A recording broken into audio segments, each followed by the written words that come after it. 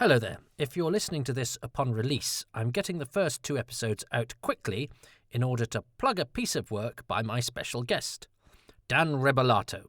He is a superb writer, and he has a new play, a take on the Me Too movement, but with a twist, on Radio 4 at 2 p.m. on the 4th of January. So I've rushed this forward in the schedule to give you the heads up. The play will remain on BBC Sounds for a month. Now, Dan is a witty, intelligent and very sharp scriptwriter, and I know you'll enjoy his work, especially if you enjoy the Doctor Who story that he's chosen for us.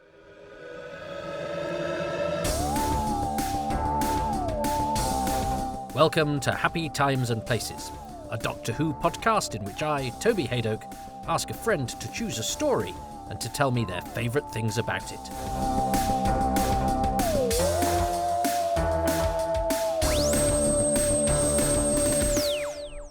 Well, welcome to Haydock Towers.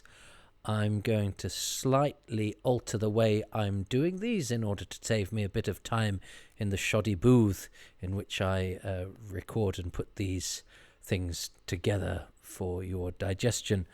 So I'm doing the introduction as part of my watching of the episodes, so I don't have to do a special extra sort of recording session. You don't need to know the mechanics. I'm just trying to make this easier because it's taking up an awful lot of my time, and I've just spent half an hour wrestling with. I understand the iPhone is a marvelous piece of technology, but it's just irritated the hell out of me, and I want to smash it to pieces. But nonetheless, I'm instead using it to film me and do all the other clever things it can do. Doesn't mean I can't get annoyed with it. So I know there's a running theme of me getting annoyed with technology, so it might be me at fault and not the technology, but I'm clinging on to the illusion that it's its fault and not mine.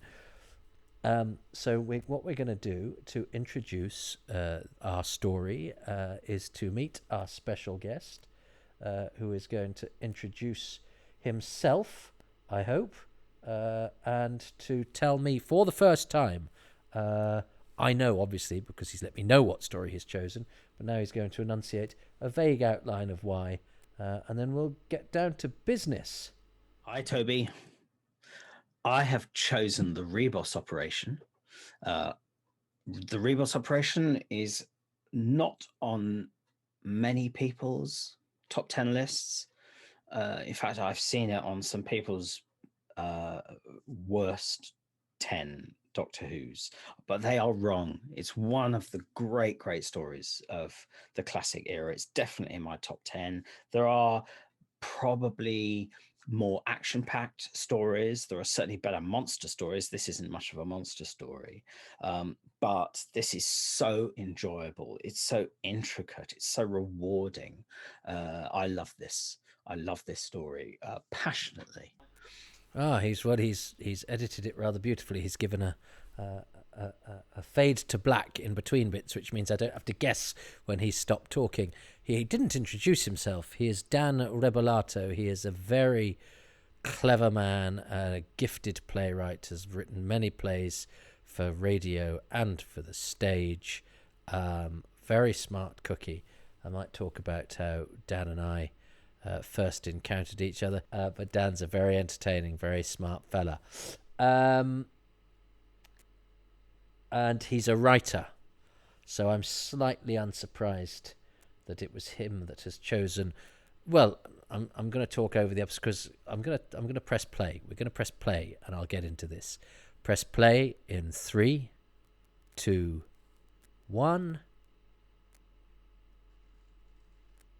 and don't worry, it has started. I just don't have the sound turned up because there we go. So we're watching the Ribos operation. I might sometimes by accident call it the Ribos operation because that was what I first knew it as when I saw the book in the Castle bookshop in Castle Square in Ludlow. I'm assuming I bought it then. The cover is unlike any other cover. It's a cover by John Geary, and it's this sort of slightly mottled thing with the Shrivanzar looking all sort of reptilian. It actually looks like it scooped up its own feces and is having a munch on them, the way that its claw is. But I'm not sure I read the book for ages. I don't know if Ian Marter and the Ribos operation is is I can't actually remember much about the book at all. I think I remember the death of one of the characters having their side blown out. Whereas this I predominantly know of because of its glorious humour. Although I love the lighting and this darkness, this is a fantastic opening. I think of this as a sort of frivolous and fun story, but this is a really epic beginning, and I love that lighting, and I love the TARDIS fading to black. Now, Tom Baker's Doctor has this insouciance about him that I think in the ensuing scene, is slightly flippant. And Doctor Who has always sort of destroyed its gods and monsters, sometimes by undermining their pomposity. But you still do need Dudley Simpson's giving us the organ stuff. So for the start of an Umbrella season, which I remember some of this season, I think from repeats, but I wasn't aware really of the linking thing until, I went back to learn about the history of Doctor Who. So although I had memories of Pirate Planet, I think only Pirate Planet really, which I think was a repeat. I don't think the Key to Time thing had quite registered with me. I was a little too young. 1978, I was 4. Cyril Luckham and the White, and so reading about the history of Doctor Who, the White Guardian, and the way that the White and the Black Guardian came into the Peter Davison era as though they were great figures from the past. What one didn't actually realise until much, much later is the White Guardian and the Black Guardian are both in about 5 minutes of one episode. The way that it was sort of written up, you assumed they were these sort of towering monoliths who cast a shadow over the whole season, and they sort of don't. I kind of like that. I mean, this is... I remember Tom Baker on the Tom Baker Years video, VHS, which is a thing of beauty. If you've never seen it, I would seek it out. Unlike the other Years tapes, it's Tom reacting spontaneously to clips. And they show him this bit, which I think is not a great way to remember the Ribos operation, but he does describe it as sort of 2 old sweats, working hard, because it's sort of exposition, but it's exposition with character, with lots of good jokes. I think Baker's insolence is matched with a great efficiency and quiet power by Cyril Luckham, and that nothing will happen to you ever is an absolutely fantastic threat. And he looks great, doesn't he? And I think that's a very Doctor Who-y thing to do, is to have an all-powerful alien looking like a sort of an old gent on a veranda, having what looks like a bit of creme de menthe with a buttonhole.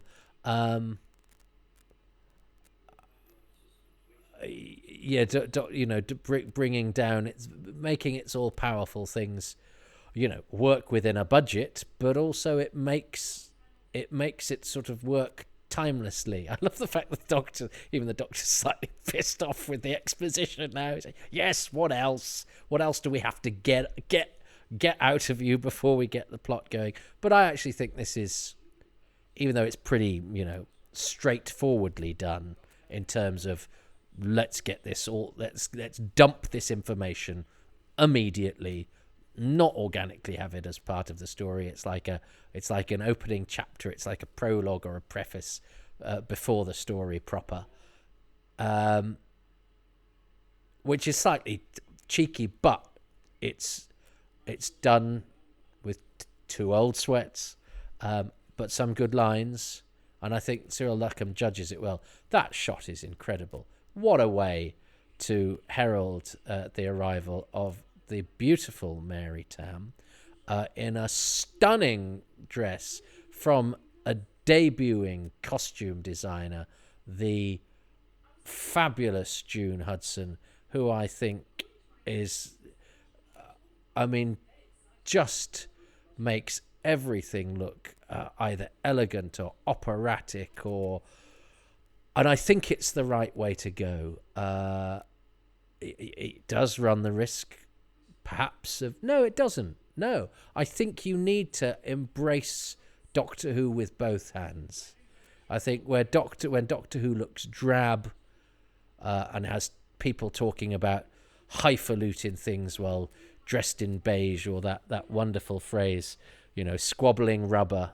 But I think when it goes, well, let's really, embrace the largeness of this, the joy of this, the fun of this, never knowingly undersold, be it a performance or a costume. Now, doing large has to be well judged.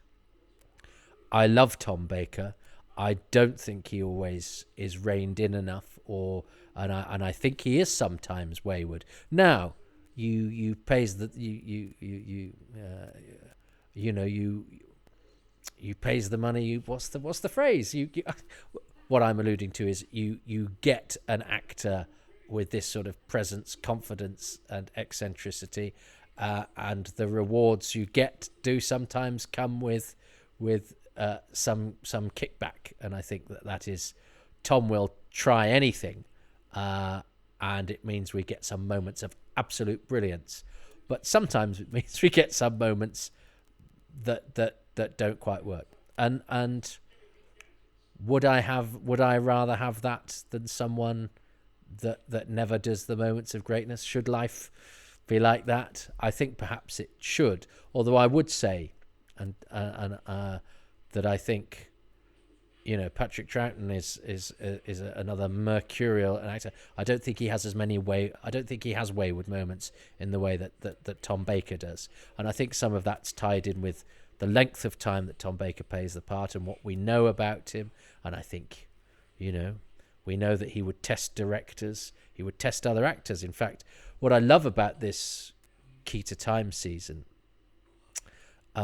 is actually when I rediscovered it on DVD, and that gorgeous box that it came in.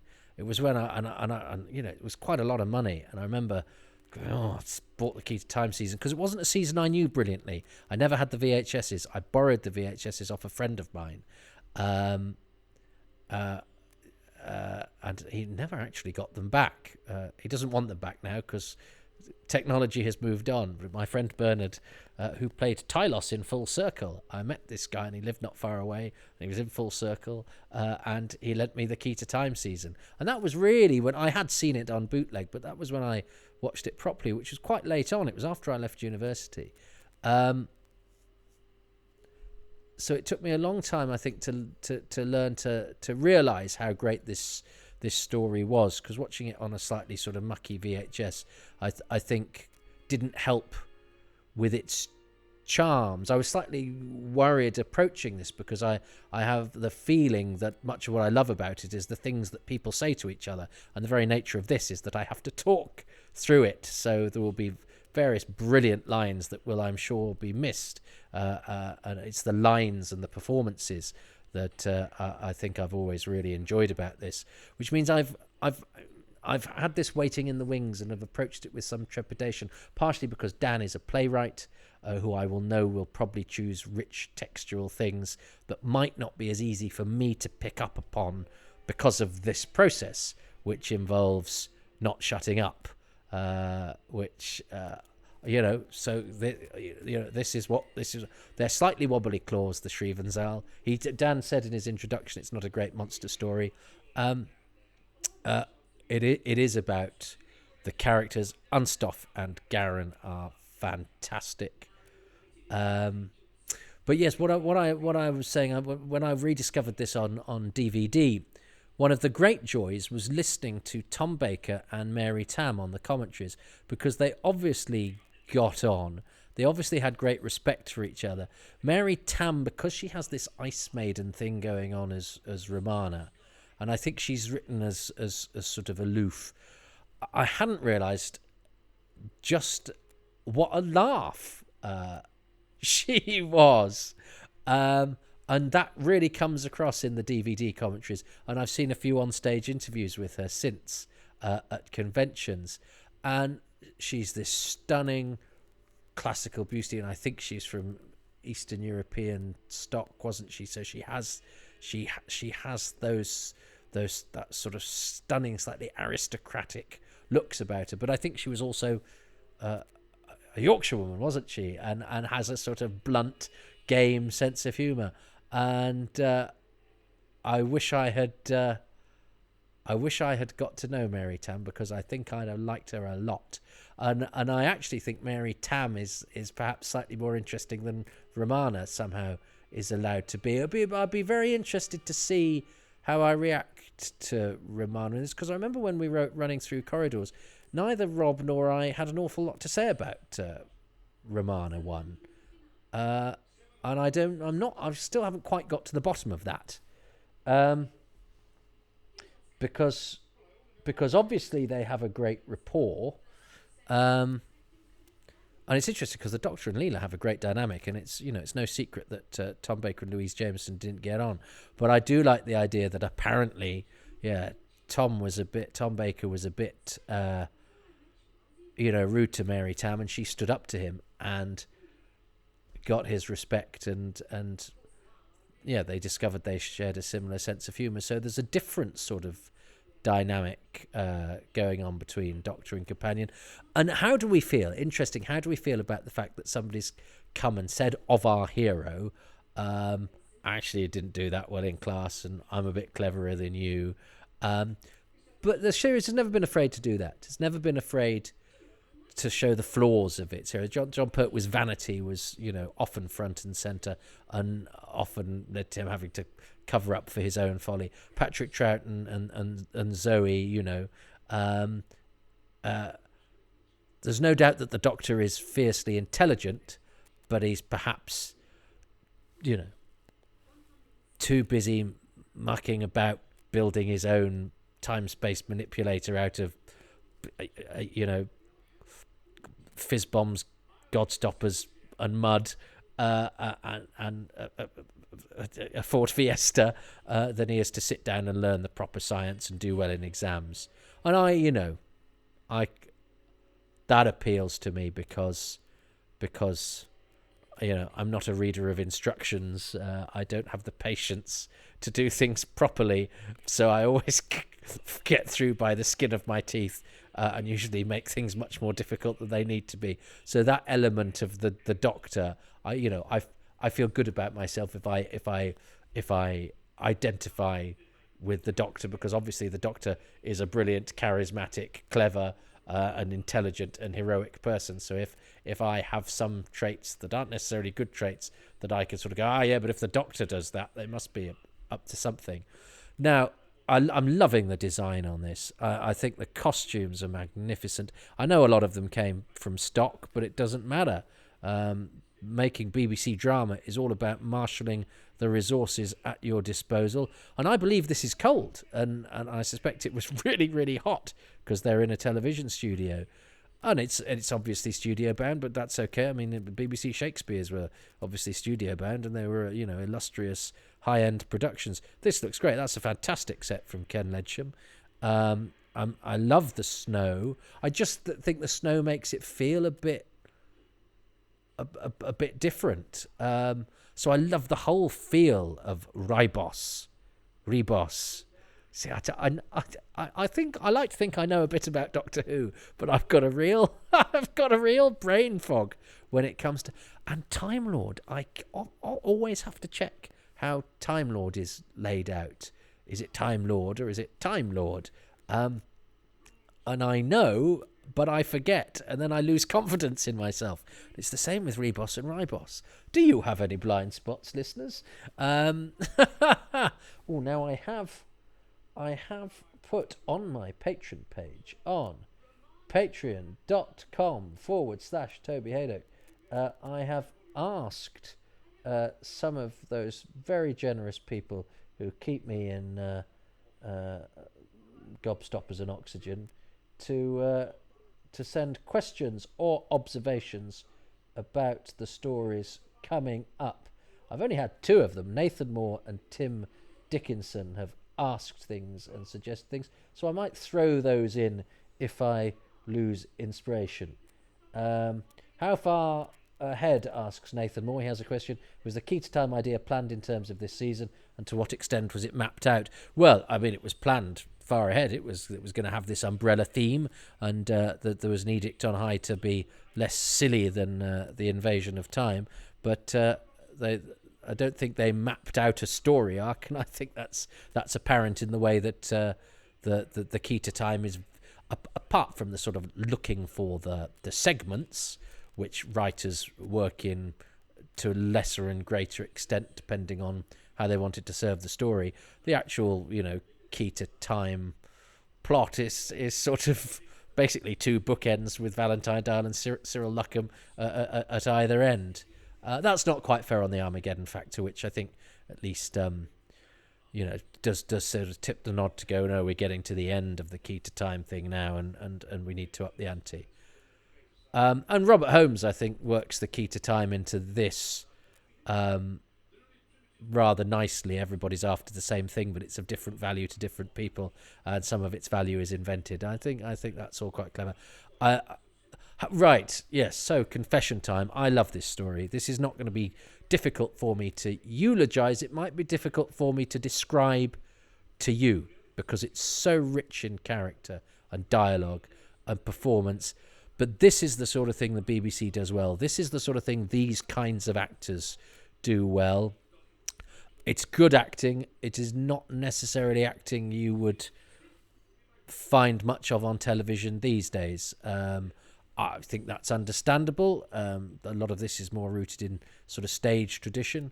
But I love these performances. I mean, Paul Seed, I think, is it's such a big performance as the Graf Vindicay. By the way, the nomenclature of the Graf, nobody has a name like the Graf Vindicay, and it works. I think in the book he's the Graf Vindicar. I don't think Ian Marter could cope with it. I don't know. There's nobody with another name like that, but it works. And it doesn't seem silly, and and I was thinking about what's the difference. The Invasion of Time is funny. There are funny moments in the Invasion of Time. There are deliberately funny moments in the Invasion of Time. It's not as funny as this, and yet,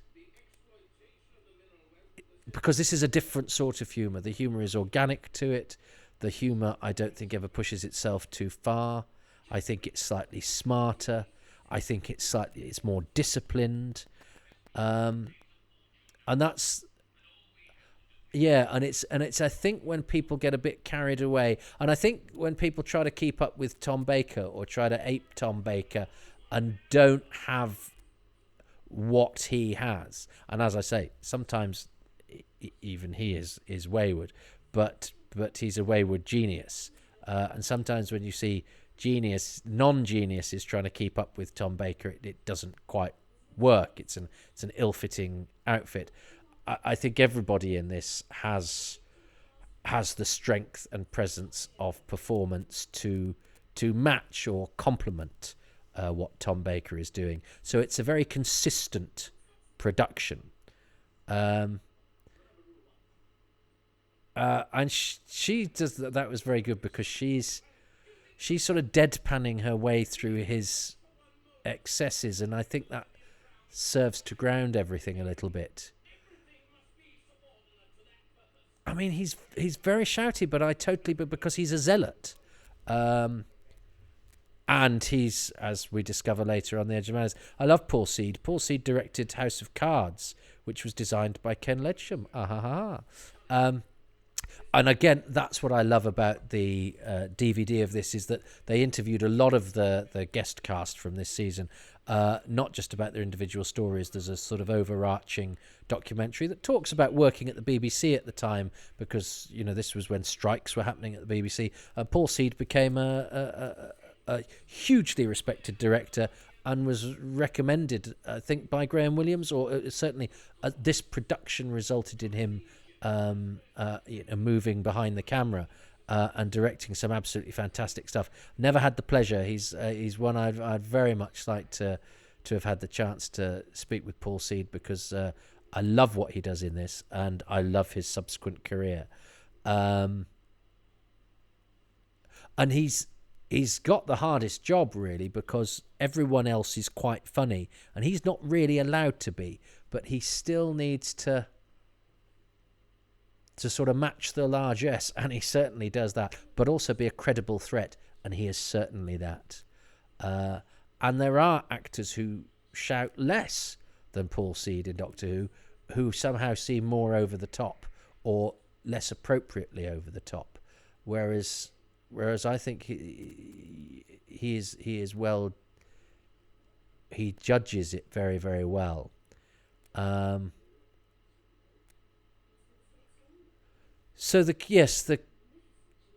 I worked with Dan Rebelato on a radio play, and it's, I have to say, the best radio scripts I've ever read. A production of Dead Souls for Radio 4. It was a straight offer for me, which was very nice, very unusual. And I got the cast list through, and it went Michael Palin, Mark Heap, Toby Haydock. I thought, I'll take that. How has it got such a strong cast? And then I read the script, and it was fantastic. Every character brilliantly drawn.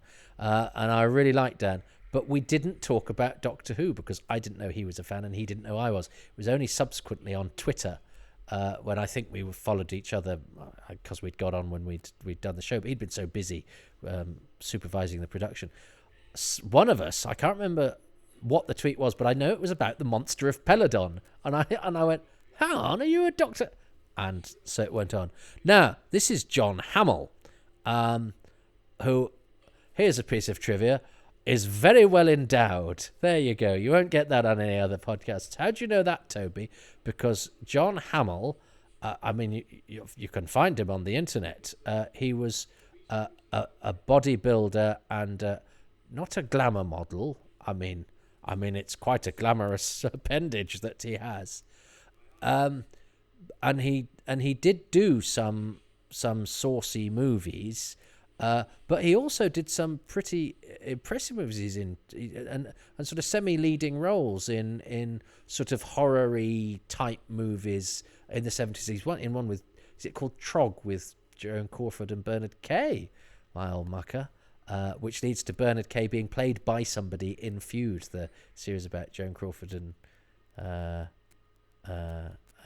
Susan Sarandon, Jessica Lange one. I'm going off piste. Talk about that when we talk about Bernard in a story that he's in. But anyway, John Hamill had a sort of decent-ish film career, and any actor to be working in films in sort of featured parts is an achievement. But he also did saucy films, and he also did life modelling. And as I say, if you have a look, if you're that way inclined, have a look on the internet. You see quite a lot of John Hamill, and there's quite a lot of him. But yes, he was cast in this by George Spencer Foster, and he I think John Hamill said that his acting career went off the boil a bit because of those movies. Oh, I love the blood in the mouth of the Shrievenzahl, which was actually, apart from the flappy claw, was, I think, Cyril Luckham gets top billing, of course. Why did I go? Oh, I knew that. But I want to acknowledge it because he's not in it again. That's his only appearance in Doctor Who, but he gets top billing. John Hamill, there we are. I'm sure I can talk about him a bit later. He's not going to be basically he plays a guard, but he's got quite an interesting history. I think he also eventually opened a furniture shop. John Hamill's wood is something that perhaps has many different connotations. Directed by George Spenton Foster, who's an interesting figure too, who I would sort of like to know more about. We think of him as somebody who died sort of before anybody interviewed, but I don't think he did. I think he died, after he could have been sort of tracked down and talked about Doctor Who, but I think he'd gone to Australia. Our feeling is that he went to Australia, maybe died in the early 90s, is what I think off the top of my head. Whereas I think we'd always had him as somebody who perhaps died in the early 80s, or he sort of fell off our radar in a way that other Doctor Who directors from that period didn't, and were tracked down in interviews, I think. And George Spencer Foster had worked on the Quatermass experiment. Why am I saying this when there's no moving pictures?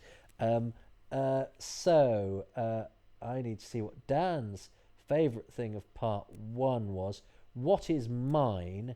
Well, this is going to be difficult because a lot of the great things are performances and characters that are in all 4 episodes. So I've got to choose when to play. Obviously, I can't play my Binro the Heretic card because he's not in this episode, and I would be flabbergasted if the Binro Unstoff scenes are not chosen by both Dan and I. I wonder if this is one where I could actually do well if I played my cards right. But I think for episode 1, will he choose Cyril Luckham and the Guardian of the Lights? But I did like that opening with the going dark and the blaring lights. Shall I choose that? Or do I choose Ribos itself with the snow and the cold and the furs and just that setting that I think is novel and it feels real and it's well rendered? Or do I choose the opening with the light? I did like that light, watching it on this big screen here. It was really impressive with the organ music. Or do I choose? That's only going to be in this episode, and I could do the snow and the cold stone and the chill of Ribos later. What do I do? What's boy to do? What's boy to do? I'm going to do, just because I always think of it as a bit of an underwhelming heralding to the key to time idea. You know, a man sitting in a chair. Brilliant though Cyril Luckham is, and witty though that exchange is. But actually, I'd forgotten. They do actually start the whole season with a bit of a bang and an attempt to be grandiose with that darkness and then that blinding light, which I think is perhaps, yeah, it's perhaps giving it bigger welly than my general half remembered feelings were. So I'm going to say that powerful entrance of the Guardian. It's going to be interesting. I might have to play this one. What is Dan's favourite thing about episode 1? The thing I love about episode 1, I hope this isn't too much of a cheat, because this is something that carries on the whole way through, but it's the world building. It's the way the story builds out a really rich sense of all the worlds that are going on in this adventure. First of all, there's Ribos. We find out a lot about Ribos. We find out about its geography. You know, the tundra, the ice time, the sun time, and then connected with that, of course, we find out quite a lot about its culture and its cosmology. There's a real, in fact, in terms of its culture, a big shout out, I think, for Dudley Simpson's score, particularly in this episode, the scene where they secure the strong room. I think that's what they're doing, and he creates that wonderful, slightly Eastern European feeling organ piece that's very, very memorable, very grand, very atmospheric, is wonderful. We sort of find out about the kind of politics and attitudes of the place. It's a really, really powerful evocation of a planet. And then, of course, we've got a second world, which is the world of the Gruff in Decay. You know, the Sirenic Empire, the Levithian throne, the Alliance wars. We find out that you've got these lovely little hints of planets like Crestus Minor, and you know, the labyrinths on Freitas, and the Scar, I think, is mentioned, and so on. The whole idea of his brother usurping the throne is great. And then the third story is, of course, Garon's story, this intergalactic con man, which is kind of brilliantly done, and we get lovely little hints about his past. The fantastic line that Unstoff has about saying that he once said he was from a planet called Hackney Wick, which is a brilliant joke. It's brilliant the way this story sets up the whole world. And Deadly Assassin does it as well. I think that's another story where you kind of go, oh, actually, they've really thought through what this whole world is like. Keeper of Traken as well is another really, really good one. And this is one of those few stories where the world that the Doctor is entering is so well set up that actually, when the Doctor appears, I'm always really surprised. I go, oh yeah, of course, it's a Doctor Who story. The Leisure Hive does that as well in a funny way, but this is great. So episode 1, it's the world building that absolutely thrills me. Okay, yeah, brilliant. I'm not going to stand a chance for this because he's really thought about that, and he puts that so brilliantly. He's very clever, Dan. I am. You can tell he's a smart, artistic person.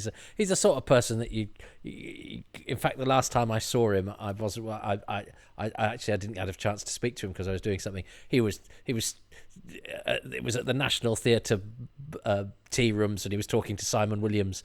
And I imagine Dan just wearing a scarf and bumping into Gore Vidal on the South Bank, and being clever. So Matt, perhaps, yeah, bumping into Gore Vidal, or probably talking, because he's not a snob. He likes popular culture. Chatting to Gore Vidal about Rent-A-Ghost. That's whilst wearing a scarf. That's what I imagine Dan's perfect life is like. Which is why I'm thrilled that he's doing this, and I love that contribution, because yes, he's absolutely right and nails the brilliance, I think, of Robert Holmes's writing and the economy with which he world builds, and it's a common thing in all of his scripts, and I probably won't tire of talking about it, because of the way that he can build a world that we never see with a line, and it's very, very clever writing. That's also very easy on the ear, because the things he describes come to life because of his vocabulary, and his use of language and character. Very good choice, better than a lighting effect and an entrance and a bit. I chose a bit. I chose a couple of seconds. He really thought about that. Well, there we are. Yes, interesting that I thought I might struggle to speak during that. I'm still not hopeful I'm going to be able to fully be eloquent about the greatness of the Ribos operation, but it is certainly a thing of greatness. I'm going to give it my best shot. So something will happen in episodes 2, 3, and 4. I'll make sure that I don't say nothing ever. I've loved the way that different people have responded to this challenge. Some people have surprised me, and some I'm not surprised at how Dan has approached this. I thought he went into great detail with episode 1, so he's going to have really interesting things to say. So let's see what. First of all, you, lovely listener, who's come to my house at 2:00 in the morning. I don't know if you want to go back and watch the video of part 1, or if you want to listen to my voice in part 1. My partner is asleep on the sofa because she's had a very long day, and wanted to be down here. But because of the way that my cameras and everything is set up, I've sort of got them all plugged into cables because they were running out of batteries. And during one point in part 1, she was moving in her sleep and her leg was sort of flying about, and I had to keep an eye out to make sure she didn't kick the camera tripod over or catch her leg in the cable. So and I decided to be professional and not refer to it at the time. But thinking about it now, I'm thinking I must have been looking with abject terror to make sure the camera wasn't being kicked over. Anyway, this is all part of it. I'm in a jolly mood this evening. I've been really buoyed by getting to grips with episode 1 of the Ribos operation. So now join me for episode 2 as we press play in 3, 2, 1. Yeah, and it's not a story, as Dan said in his introduction to part 1. It's not a story that a lot of people talk about, and yet, funnily enough, this was claimed very early on. Dan was one of the first people I approached to do this, and one of the first people to come right back at me, and he even put his own background in the video. If you're listening to the audio version of this, he was speaking from inside the TARDIS, because he'd gone to real effort with the video, which I do appreciate. But then somebody, I do like them. You don't see enough blood in Doctor Who. I know that's but I have there's a bloodthirsty child inside me. I mean, that's me. I haven't just eaten a bloodthirsty child or kidnapped one and kept it in my stomach. We haven't even mentioned Prentice Hancock. But somebody else. I asked somebody else to nominate a story, and the message came back saying, "Oh yeah, they'd really like to choose the Ribos operation." I was like, "It's already been chosen." And one, they were very surprised, and two, they were really annoyed because they wanted to be the ones that champion the Ribos operation. And there's something said about that, isn't there? There's something about, you know, it's obvious to eulogize the Caves of Androzani, and I love it, and I will, but that's easy. It doesn't feel quite so cool as going, but when we get to the androids of Tara, I'm loving that as well. I mean, I have to love all of them, but I will find it. I will feel I will, and it's something about, again, this identifying with, you know, the Doctor who doesn't follow the crowd or whatever. You know, there's always something much more satisfying about liking a story that other people don't like, because you're sort of going, but that means you know, I can discern things that the lesser mortals cannot. That's a nice hire. Did Spenton Foster's actually? We never really talk about George Spenton Foster as director. Did I say he worked on the Quatermass Experiment? He was a call boy, and then he worked on Out of the Unknown, so he had science fiction pedigree. Now, somebody should have made those two guards kneel in the same way, is my thought with that. The guards, Shreves. Dudley Simpson's doing a cracking job on this. I mean, presumably we're not supposed to, this isn't real music, but it does sort of blur the lines between what is ceremonial music that we're supposed to, that, you know, that is there in the world, because it's big, isn't it? It's filling the room, it's filling the screen, but I love it. And is this Prentice Hancock's best performance in the show? I think he's saddled with two very tricky parts in Planet of Evil and Planet of the Daleks. He's actually very good in episode 2 of Spearhead from Space. He's very natural, because he does tend to play parts of people who are rather unnecessarily furious. You get the impression that his character's always just dashed off a letter to the council about the state of the pavements, and then has been called just as his coffee was at the right temperature, and he was just about to have a drink, and now somebody's come to ask him who his favourite Muppet is, and he's always a bit cross, but it's very useful in this, because he's actually a very solid, sort of po-faced, and he's not yielding to the temptation to join in with everybody else, because that's not what the job of this character is.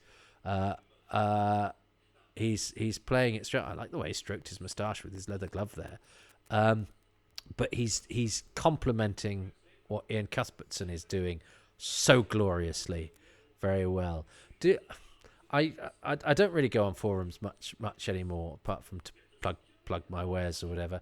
But I remember there was a thing on Outpost Gallifrey where somebody listed all the guest characters, I think, in Doctor Who, and just said best guest character, and you had to eliminate one, and people did them all for really arbitrary reasons, and it was just a random thing. But when there were about 11 left, there were people left like Astrid from Enemy of the World, who I think won it in the end.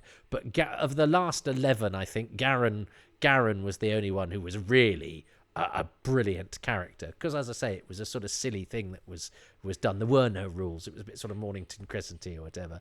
And I remember the abject disappointment. Somebody very innocently, who, I don't know, for whatever reason, maybe they didn't know Rebus Operation, or maybe they were just playing this game with no rules in their own way, got rid of Garen, and the palpable sense of everybody else on the forum going, oh no, he was the one that was supposed, he's the only one left that's actually got anything about him.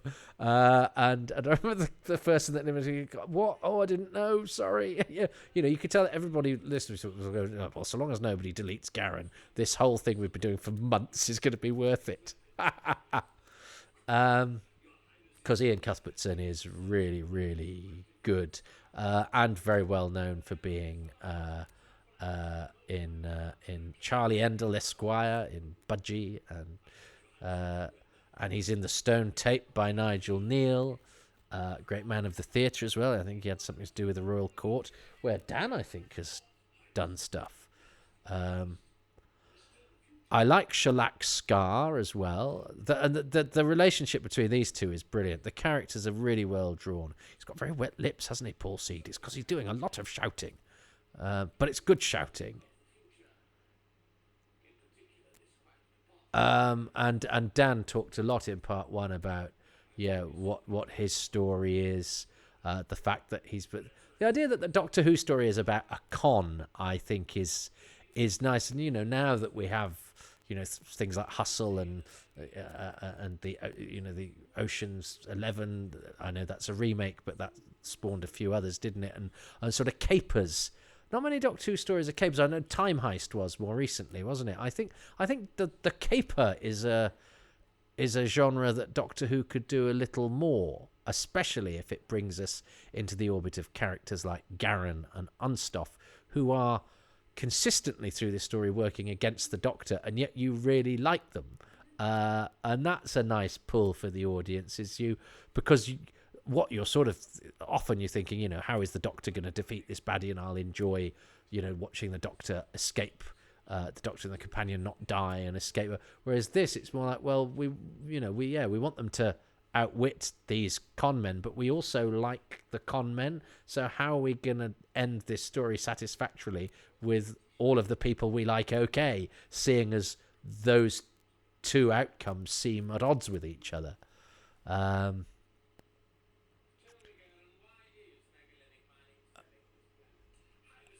all this backstory and the con and the fact that Garen is being as bold as brass, trying to outwit these. We're in no doubt that these are very, very dangerous people. I'm gonna run a great risk of doing what, under normal circumstances, I'm sure you'd love me to do, of being quiet, because I love listening to this dialogue. I love watching these performances. But and he's having such fun. I think he was conceived as an Australian character, which is why I think we still have the line about Sydney Harbour Bridge is that in the next episode? But the casting meant that that was slightly changed, although Ian Cuthbertson was Scottish. But the Hackney Wick stuff and all of that is great. Oh, and this is a great con. So they've gone in to this chamber and they have placed the Jethric, which is a dummy. Jethric, the Scringe Stone. So it's quite an elaborate con. So we've got Unstoff here. I haven't mentioned Nigel Plaskett either. I'm going to have time, aren't I? So don't. So we don't actually know yet that this is Unstoff, or do we? I don't. But that we do now, and he's having fun, and he plays this part of Unstoff, playing this part very well, and he does have a really innocent face. He was very well known for a nasal spray advert. Nigel Plaskett, playing a character called Malcolm. So one of those, yes, one of those. You don't get that quite so much anymore. But an actor who's not a household name being known as that bloke from that advert, when of course there were only a very small number of channels, and adverts were seen much more widely. But this placing of him to tell this story, which he does so seemingly guilelessly, and of course the Jethric is it's the con, because it is actually worth a lot, but they're pretending that they don't know it's worth anything, which means that the guys being conned think that they're conning the conners, which in terms of the morality, enables the con merchants to go, well, actually, come on, we're actually conning guys who were thinking they were conning us. So in a way, we can sort of get away with it. Whereas actually what it's worth is it's worth even more to the Doctor and Romana, because it turns out to be the segment of the key to time, which shows how ingeniously it's been brought in, and I like the fact. I think in lesser hands that would have been a knee to the leg, and Unstoff would have gone ooh, and it would have been an obvious. Instead, the quiet standing on the foot has the same effect. Stop going over the top. You're overplaying your part. Let's have a bit of a comedy correction and a bit of physical pain deployed from the senior member of the partnership to the junior comedy klutz. All that's par for the course, but I'm pleased that instead of it being an obvious I love his Scrinstone speech. That's a glorious moment. That certainly qualifies for for being my moment of the episode, but I'm sure it's not going to be the lone moment of beauty in this. Romana's coat is glorious as well, and that because white is very dangerous. I mean, Mary Tam is one of those people you can imagine would wear white for the entire day and not get a blemish on it.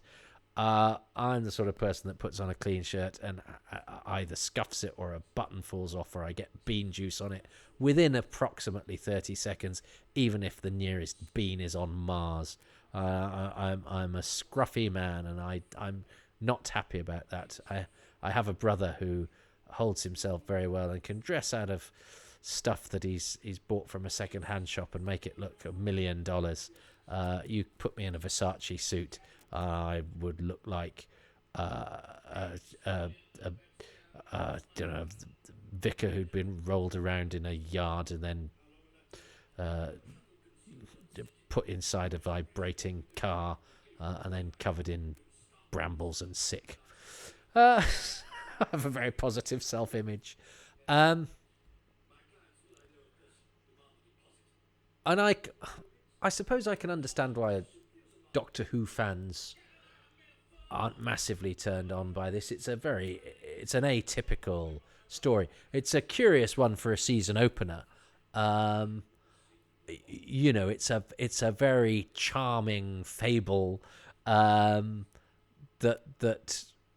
you could I think you'd have as a sort of mid-season jolly nowadays, where you've earned the right to have one of those because you've had planets exploding in episode 1 and fleet of Daleks in episode 12, and in the middle you can have a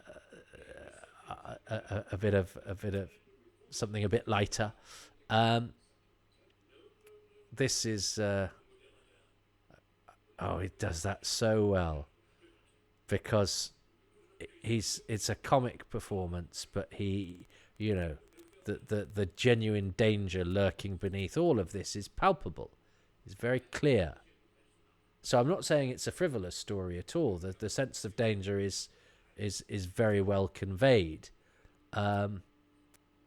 but it's an undercurrent, and it's done through character.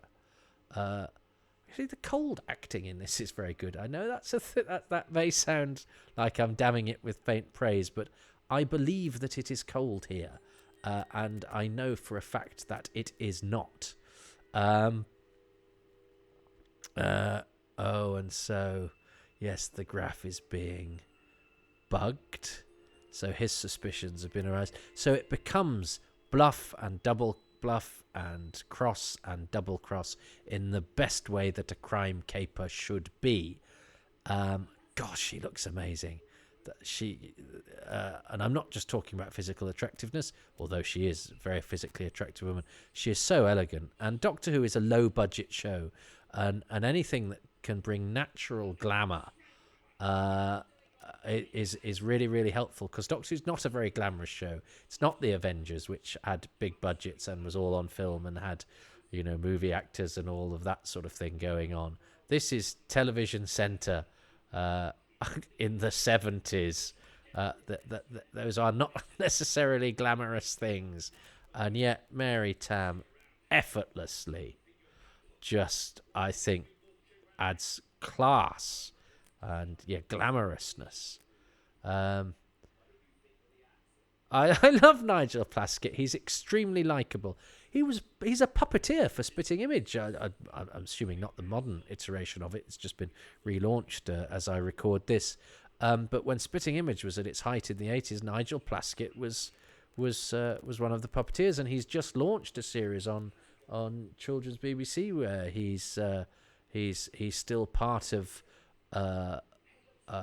that side of things. He's a vocal performer too, but and I think he's involved in production as well. I wrote it up, but these days information, unlike in the olden days when I would stuff seemed to stick limpet-like into the recesses of my brain where I could go.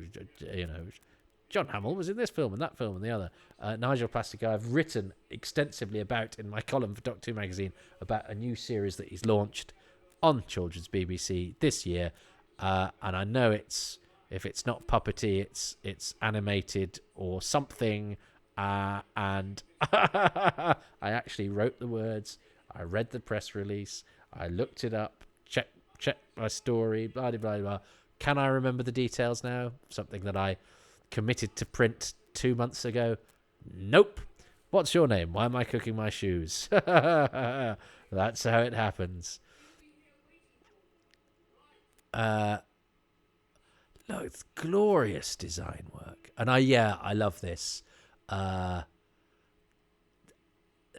don't know, anything that's sort of silent understanding between characters always has a weight for me, and when it's done well, it when faces and actions speak louder than words, I always find that quite compelling dramatically. There's some sort of subterfuge going on, and it gives it a weightiness. Did Robert Keegan run a donkey sanctuary? I think he might have done, but he was well known for Z-Cars and Softly Softly. He was Sergeant Blackett. So he was a very well-known face on television, Robert Keegan. But he's great here as Sherlock. I like the relationship. I like the fact that the subordinate is the older man. And so, although the Graf in Decay outranks Sherlock, he respects him, and Sherlock is is the old soldier, who, yes, although as I say he is subordinate to the Graf. Actually, their relationship goes up and down depending on what each is bringing to the table. It's a good dynamic that I don't think I've explained brilliantly, but and I like the way the actors do it. I believe I believe these guys have a history. I certainly believe they respect each other. And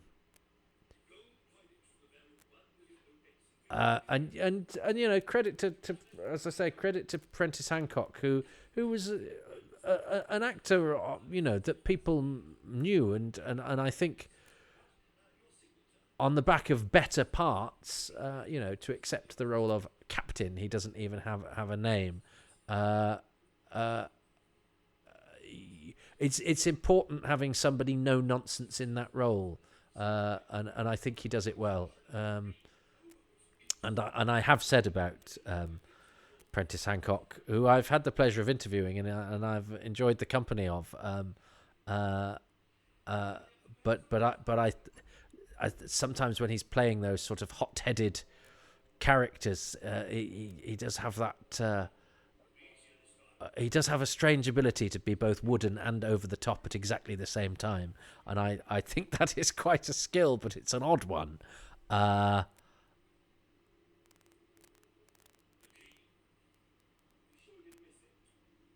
And it's bold, isn't it? Because this, but again, the wind and the snow, this works. I mean, yeah, it's studio bound, but I think the illusion is given and carried off. And yes, it's fake snow and it's not melting. And nowadays, I mean, there's a company that paints breath onto actors. I remember a friend of mine was in Band of Brothers, and I was surprised when he told me that a lot of the stuff that they did in the snow episodes was done in the studio. I couldn't believe it. And he said, there is a company, and I can't remember what they're called, but they're called something like Snow Breath or something like that. And their job is to go frame by frame to give actors cold breath in, to sell the illusion of that. It's absolutely extraordinary that in such a small amount of time, how little different pockets in the industry crop up to tackle certain problems, that we just, you just knew, well, they can't do that, so we just have to accept that, and you did as viewers, you colluded in television drama of this time. You knew that this was a suggestion of reality, and the reality maybe came from the performances, even if it's a heightened reality. And the artifice of the sets and that sort of thing passed for reality. You accepted that it was a suggestion, an evocation of what was real. And that's why I've always loved the acting in Doctor Who, because the people in it have to convince you of things that aren't true and are sometimes spectacularly untrue and are sometimes spectacularly silly and are sometimes spectacularly inconceivable, and it has to, and we have to think it's real. And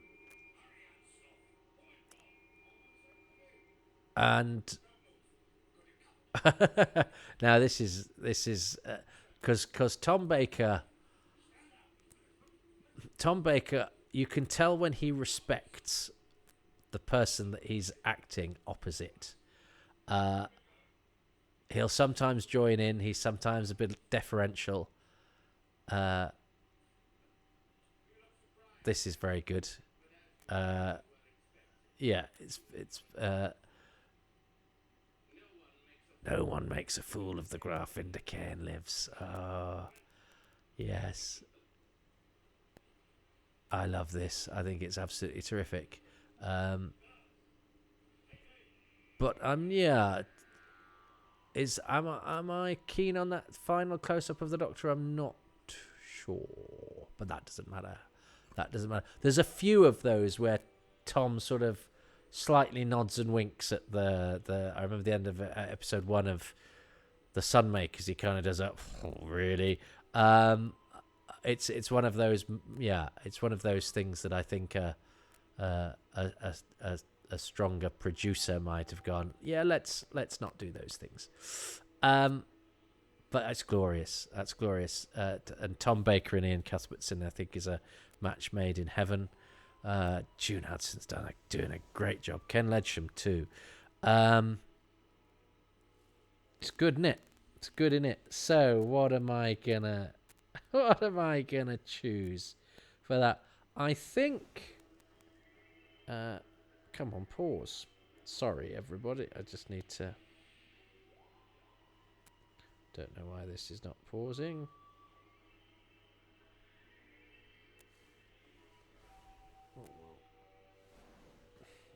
Hang on.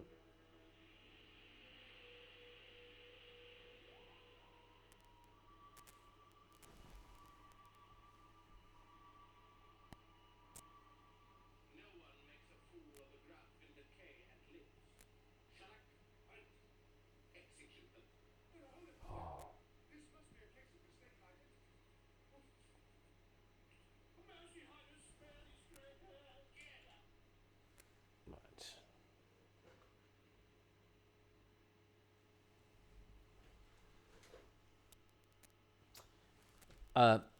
Sorry, my remote. I had technological problems, so I've just had to do a quick edit. Oh,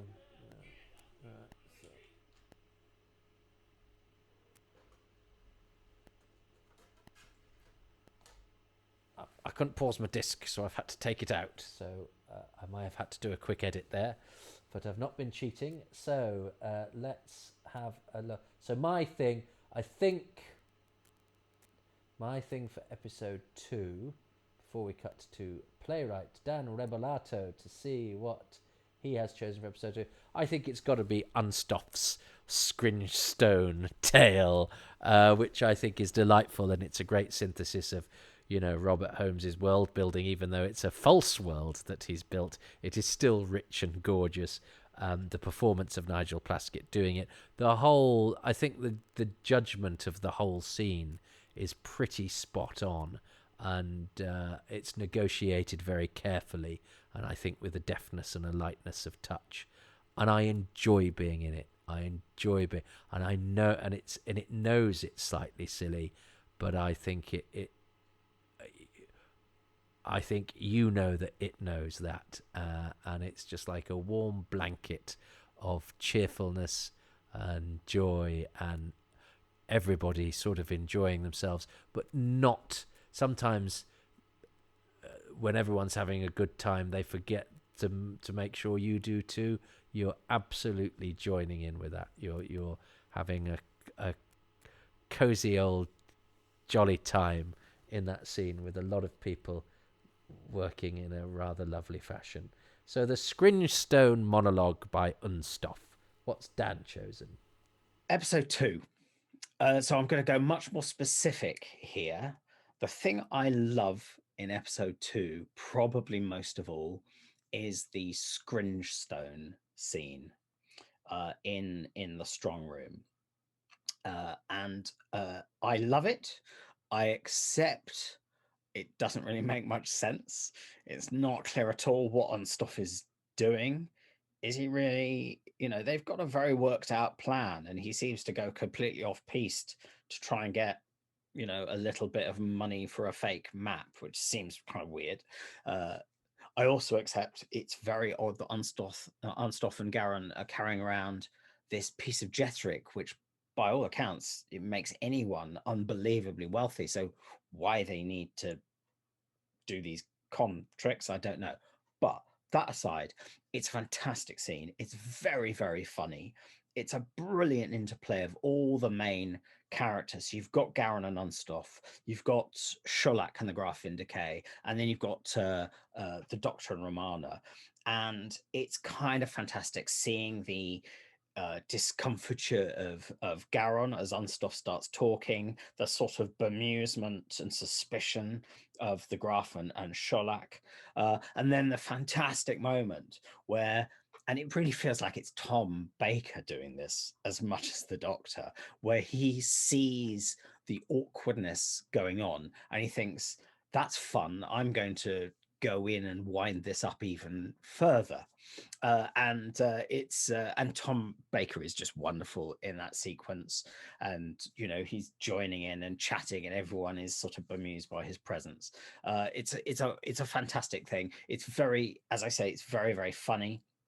I think it ends with that very funny line that I I've thought about very often that when they've been saying that Unstoff can't be a crook because he has such an honest, open face, and Tom Baker saying to Romana very sharply, but he wouldn't be a very successful crook with a dishonest face.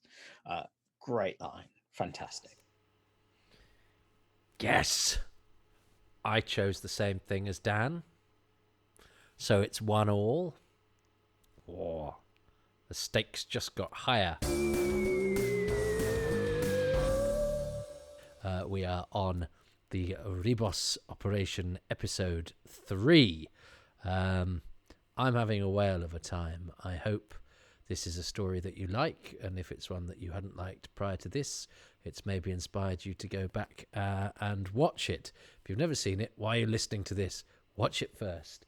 Well, do what you want to do, but I think it's better to unfold. Having me ruining it for you after you've actually seen it unsullied. But I am going to press play, and I hope you are too. In 3, 2, 1. As I think I touched upon last week, last episode, I can sort of understand why people for whom Doctor Who is stories of monsters and invasions and all of that, and that's very much me. Certainly when I was younger, I'm not sure this would have massively floated my boat if I did see it, and I may well have seen it, but I don't remember it. But I know the Pirate Planet must have been the repeat, and this wasn't repeated at that point.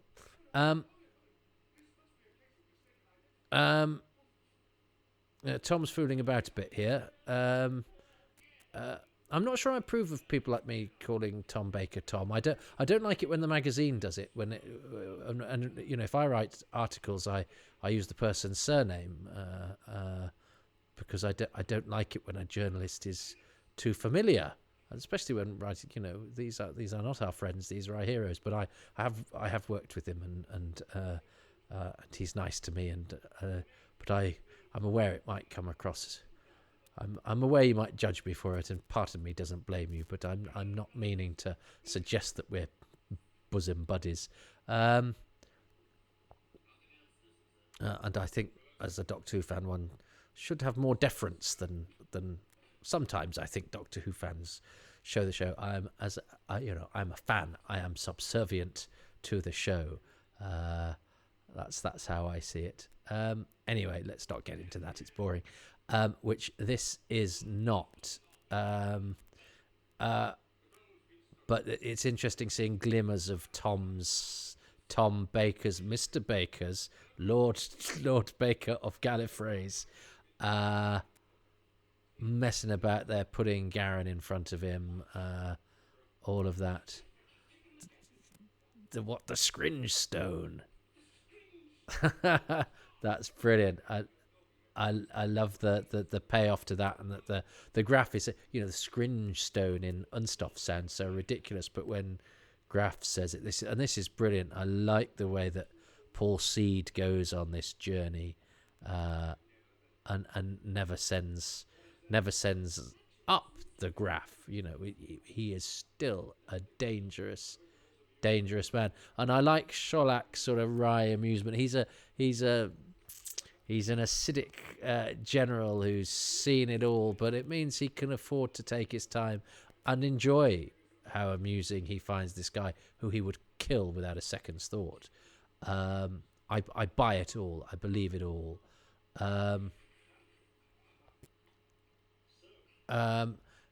So yeah, as I say, I can understand why for people who like a base under siege for some monsters, this might not be their idea of what Doctor Who is. And I mean, in many ways, it's much more like a sort of funny historical. The monsters are very cursory. Its setting is not futuristic. It's in a BBC costume drama. It's in a it is essentially, it's almost like it's on the more blood there. I don't remember that blood. You don't see much blood in Doctor Who, it's almost like blood is slightly too realistic. I know there's a bit, if you look hard, you can glimpse it. Thorne has a bit, doesn't he, in when he gets a spear in him in The Power of Kroll. Kondo gets his stomach blown open. That's a slightly different. It's more than just blood, but you don't see an awful lot of blood in Doctor Who. There was a bit in Day of the Daleks when Boaz gets killed.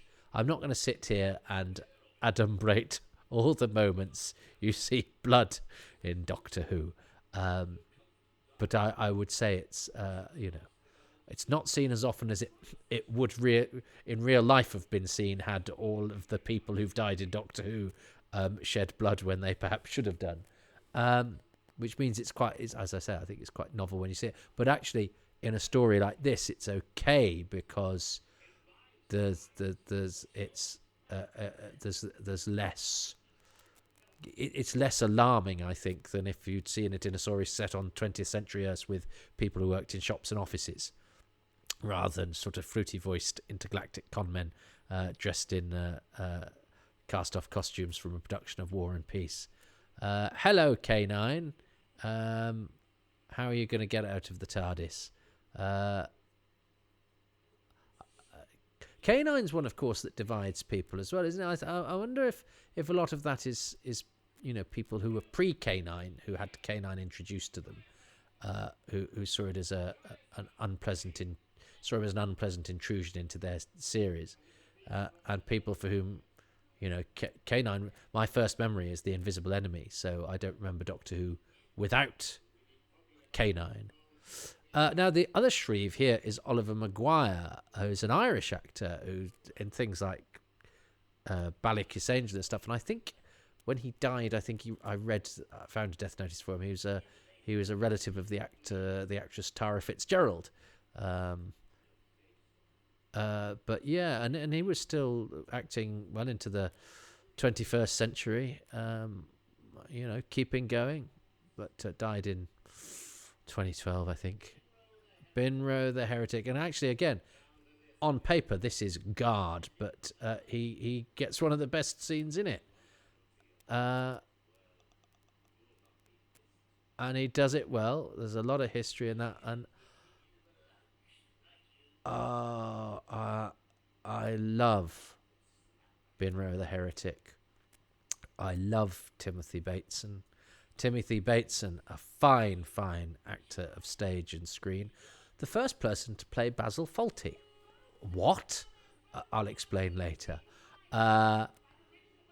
There's nobody like the Seeker in Doctor Who either. I love the Seeker. The visual, the makeup, the performance, what she is, just because, I mean, her prophecy comes true, but I don't, in my Doctor Who universe, psychic prophecies don't come true. I love that scream. I love that what she does with her hands there, and the makeup. I don't believe all of this. I'm a rational man. I can believe in a laser gun and a green alien monster. I don't believe in psychic bone shakers, but it entirely works in this. In conception, in execution, in look, in performance. Their reaction to it helps, because these are very serious people, and again, these two guys judge their performances so brilliantly.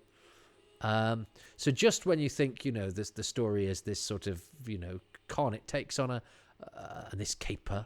It's a word I've used a lot, I'm aware. It takes on this slightly sort of odd, almost, the ancient Romans, had their prophecies and their soothsayers. So it's a bit like, suddenly you get, having had a sort of, if not a comedy of errors, I've mentioned it. Sort of, this is a bit redolent in look of BBC Shakespeare. Well, then. You suddenly throw in the soothsayer from Julius Caesar as well, but with a painted face and a screamy thing and antlers, like sort of, Herne the Hunter's batty sister, but entirely convincingly done. And you can tell that Tom Baker absolutely adores and admires Ian Cuthbertson. You can tell that sometimes Tom Baker was probably ignoring everybody and being a bit cussed when the cameras were switched off. I suspect he was having a whale of a time with Ian Cuthbertson.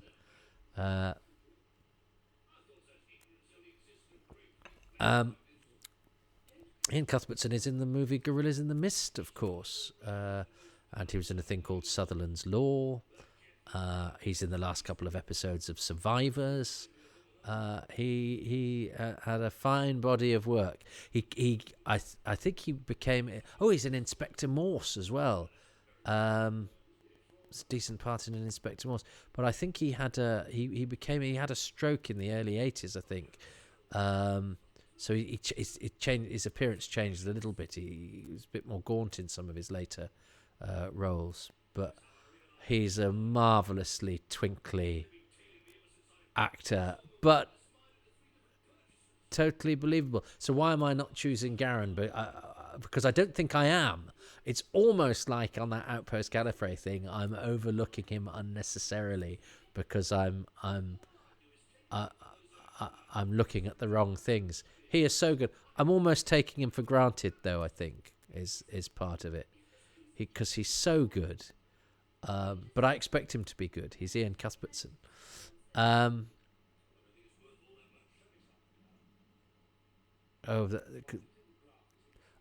that was what I haven't talked about. That sometimes in this, Tom Baker's lip, because it isn't in this scene, but while I remember, Tom Baker, and it's funny. His lip has been bitten by a dog.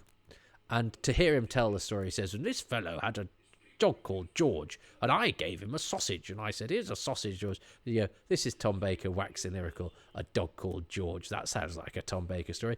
A sausage. That sounds like a Tom Baker story. And then, of course, in the DVD making of, it's Paul Seed's dog.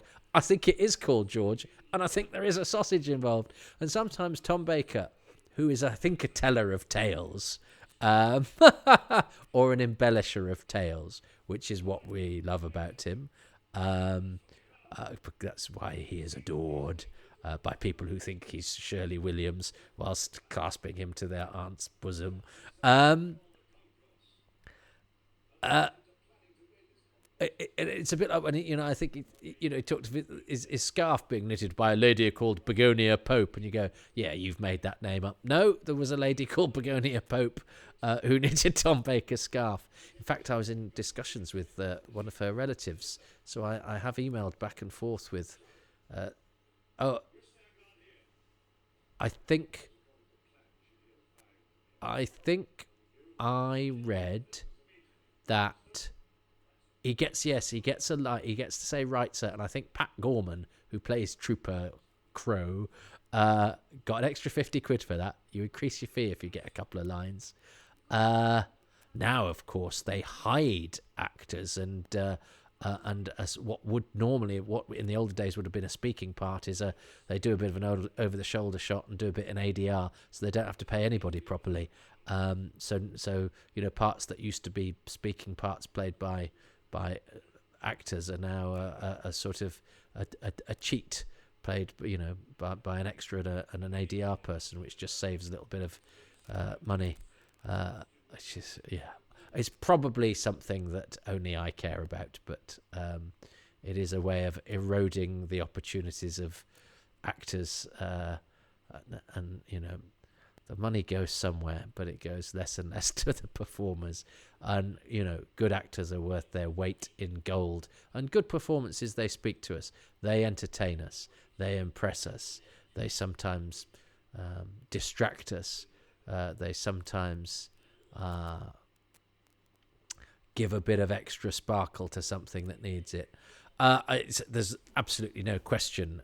And I try not to think of things in advance, because it's important that I watch this. And there have been some times when I've been surprised by a story. I go, I'll choose that bit. I wasn't expecting to. there's no way I'm not going to choose a scene between two characters who've never been in Doctor Who before and are never in Doctor Who again. Neither of them played by particularly famous actors. You know, but Bateson, I think, was recognisable as an actor because he was a very busy character actor. Plaskett maybe from the advert, but I don't. Yeah, maybe. But you know, they're not people you'd ever put in a list of guest stars who've turned up in. You'd never believe which actors have turned up in Doctor Who. The material they're given is lovely, so that's a start. The fact that this has no impact on the story at all. It doesn't even have... Sometimes, you know, you get nice character moments where somebody will tell a story or something like that, which thematically, you know, echoes another element of the story, gives you a nice little bit of symmetry to the storytelling, or emphasizes an element of the storytelling, or helps to drive it or illustrate it, or just keep that theme going throughout the story. This is pretty much an unrelated segue into the private story of a character that the Doctor doesn't even... Does he meet? But doesn't have much to do with. If anything, I'll be interested to note, actually. I don't know off the top of my head, and under the pressure of having to talk and entertain you. I think it's such a beautiful moment where two, in the whole history of Doctor Who, relatively unimportant people in a hovel, away from the main plot, where a shabby loss of a man at the end of his life, if that Shreve's got anything to go by, this man is knackered. I think that's beautiful, that silent... he doesn't know how to articulate how happy that confirmation makes him. This knackered old man who's been called every name under the sun and disbelieved, and will never get any sort of victory apart from somebody saying, "You were right." And I know this isn't a story of highfalutin ambition, but he wrote that scene for a reason, probably to pad the episode out a bit. But my God, if you're going to be padded out, you may as well be padded out by the best quality material. I think that's an extraordinary scene. I find it terribly moving. I find it very, very well done. Timothy Bateson, yes, the first actor to play Basil Fawlty, because in an episode of Doctor in the House, Doctor at Large, great the way Timothy Bateson's looking around because he can hear the voice coming through the communicator. He's a comic character, you know, but that's so beautiful, that bit. But the first iteration of the Basil Fawlty character, who was based on a horrible hotelier called Donald Sinclair, was in an episode of the Doctor series, and Timothy Bateson played the part. So obviously is a much smaller, because he's not as tall as John Cleese, stuffier, sort of more officious character of the types that Bateson often essayed. So that's one of his claims to fame. The other is that he was lucky in the very first production of Waiting for Godot. It was Peter Woodthorpe, Paul Damon, Peter Bull, and Timothy Bateson. Oh, and Michael Walker, who's in The Time Monster and the Claws of Axos, is the boy. But the Waiting for Godot, a major moment in European theatre history, and Lucky, who remains silent and then has this massive speech of nonsense. That's one that has no instructions to how it should be played, really, apart from the fact there's no punctuation in it, and it's a really bizarre and strange thing. The first person to do it professionally on the stage was Timothy Bateson, on the English stage anyway. Ever. Love these catacombs and these candles. This is all desperately atmospheric. It's all old tricks from all sorts of, dramas and films, but a load of candles in a catacomb does it for me.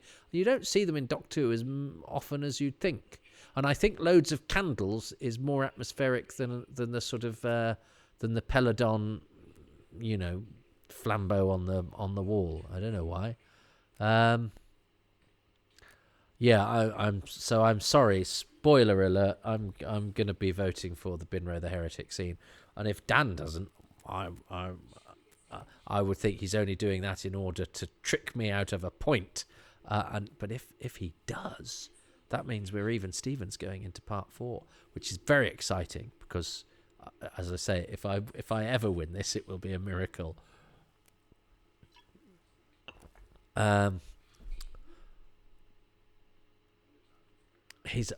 love what Tom Baker has, that slight I'm sort of laughing underneath this. It's something that, whilst being deadly serious, I mean, he's blessed with that marvelous voice and the marvelous presence and the profile, and he can, he juts his jaw and his teeth sometimes, doesn't he, with a sort of gritty insolence, but also he has that puckered flirtation with ridiculousness that's never too far away, and those eyes twinkling with intensity and madness. He's extraordinary. See, now this is, I think, my problem, because I mean, in any other story, I'd have chosen the Seeker. She's got a cross on her nose. Ian Cuthbertson as Garen, Paul Seed as the Graf. I mean, in lesser stories, Robert Keegan, and a special mention to his scar, which I think is a smart piece of makeup by Christine Walmsley Cotham.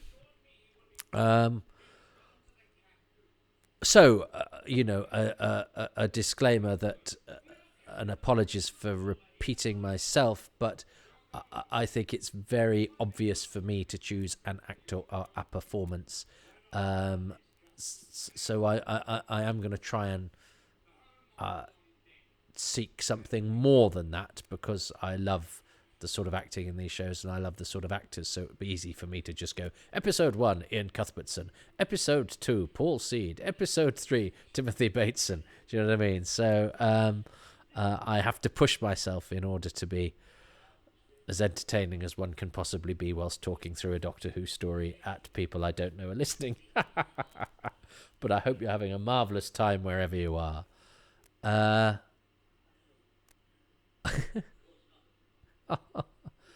He's delightful, and he's got, he is a sort of absent-minded sort of comic character, but there's depth and humanity there. And they do lots of sort of comic business. But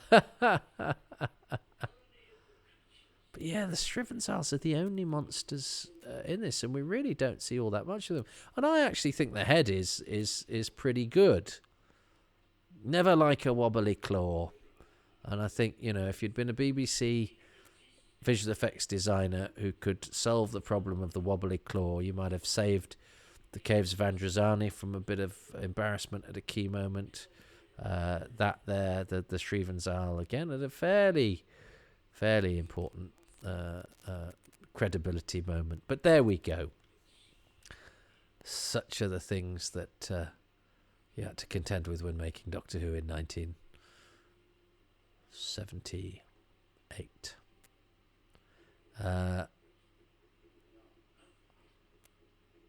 So I hope you're liking this, and if this is a story that is unfamiliar to, because it's weird. It's a story I really like. It's not a story I watch often. If you ask me to choose which story I like more, Warriors of the Deep or Ribos Operation, I would say which story I think is better. I would easily choose the Ribos Operation, and I think it is better in terms of the quality of production, acting, script, everything like that. There was a naughty where should I put my hands joke that men in the 1970s could do, that perpetrated there. And this is the episode ending, isn't it? Yeah. Great. Good, because I was running out of steam a little bit because it is ridiculous o'clock. And I don't want to do a disservice to this. But I think the point I was making was I love this story and I think it's very high quality. I have seen Warriors of the Deep more often, and of an afternoon I might like the sort of the simple base under CG business going on in Warriors of the Deep more than this, which I think I have to invest in a little bit more.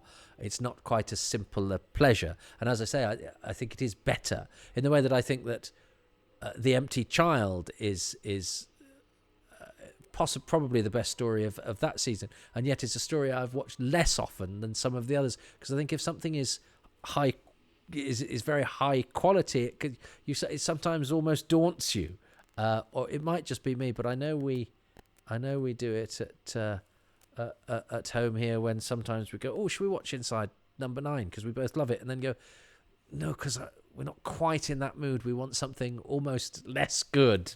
Isn't that weird?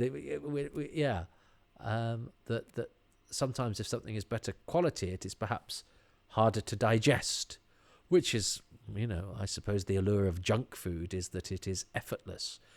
So that I think maybe there are easier stories to watch and let wash over you, whereas I think you have to actively engage with this more, but you get more out of it. Yeah. I don't know what that proves, but I think I was just trying to get to why perhaps, even though it's a story I love, I'm not as familiar with it as I am with others that I wouldn't publicly profess my love for, but would have a little dalliance with and then wouldn't tell anybody about. I'd use and abuse them, whereas I would introduce the Ribos operation to my mother. Right. I'm choosing the scene between Unstoff and Binro. It's one of the greatest scenes in the whole of Doctor Who. And isn't it amazing that it actually doesn't need to be there? But I unreservedly love it, partially for that, but for what it stands for, but for the humanity at the core of it, the decency at the core of it, and the quiet, not expressed anger at the injustice that breeds it in the first place, that you as a viewer feel, and that Unstoff's unshowy, quiet, it's not not tearful. He's not doing a big heroic gesture, just his quiet affirmation that man was right and that man matters. I think is a truly beautiful moment in a story full of ripe silliness. Wonderful. I love it. I love Doctor Who, and I love that Doctor Who has things like that in it. I'm being terribly serious. I'm sorry. I'm being terribly serious about a story that is in many ways as daft as a brush. Dan's got to choose this. So in episode 3, I would be surprised if you don't guess this, because I think it's one of the great bits in the classic series, but it's the Benro the Heretic subplot. The Benro story, of course, is it really is a subplot. Benro's role really is only to hide Unstoff quite briefly for a portion of the story. So he's easily replaceable with something else. But what they do is they create this wonderful little subplot of a kind of Galileo figure, but Galileo who was tortured by the Inquisition. So he's been forced to recant his astronomical beliefs in stars and a kind of heliocentric universe and all those sorts of things. And you have that wonderful little sort of magical thinking, wish fulfillment moment of somebody being able to come in to an entirely broken man who is right and telling him, your life, it has not been wasted. You are completely vindicated. And it is beautifully done. It's beautifully done. It's wonderfully acted by Nigel Plaskett as Unstoff and Timothy Bateson as Binro. Timothy, who is also an extraordinary actor with a great track record, was in the first ever cast of Waiting for Godot in Britain. I think he played Lucky in Waiting for Godot in the mid 1950s. So he's a really extraordinary actor. And they create a thing that carves out a little space for a story that is very unusual, I think, in the classic series, something that is that perfectly crafted and actually that emotional. It's a really, really moving moment in this actually very, very fast-paced story, where the story gives us that, carves out that little bit of space for something that is very, very precious, I think. Yes. He chose Binro and also knew that he was in the first production of Waiting for Godot. I knew I liked him, Dan Rebelato. But rather like the Ribos operation, I know Dan and I like him, but I've not seen him as often as perhaps I should. We're very much, internet friends. So yes, so a reminder, perhaps, to tune in to the things that that we like, perhaps a little bit more often. I think we take that away with, but also, I think, that point that he makes about, life meaning something, and I think is lovely. So yeah, if you haven't given the Ribos operation much heed, it's got some great stuff in it, including that rather wonderful scene. We're on to episode 4. So I hope you are poised with your player ready, or your imaginations geared to summon your memories of.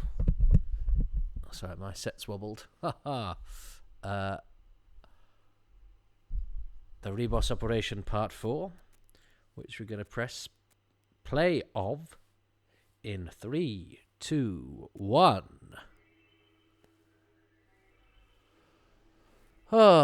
So it's a great title sequence, isn't it, this? So I don't know about you, but this is just too early for my to have embedded itself in my memory banks from first time round.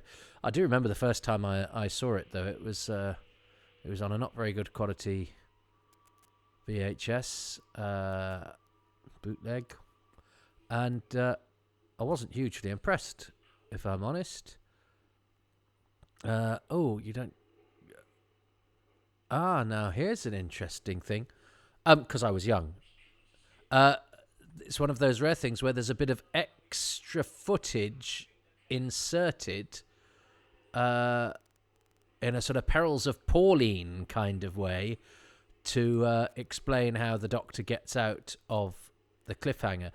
Oddly, because it's not particularly a cliffhanger-y. It's not an immediate peril. Somebody's about to shoot him. It's more of a kind of, he's there's a threat. There's a literally mouthed threat of death, but not a literal he's about to die any second now threat of death.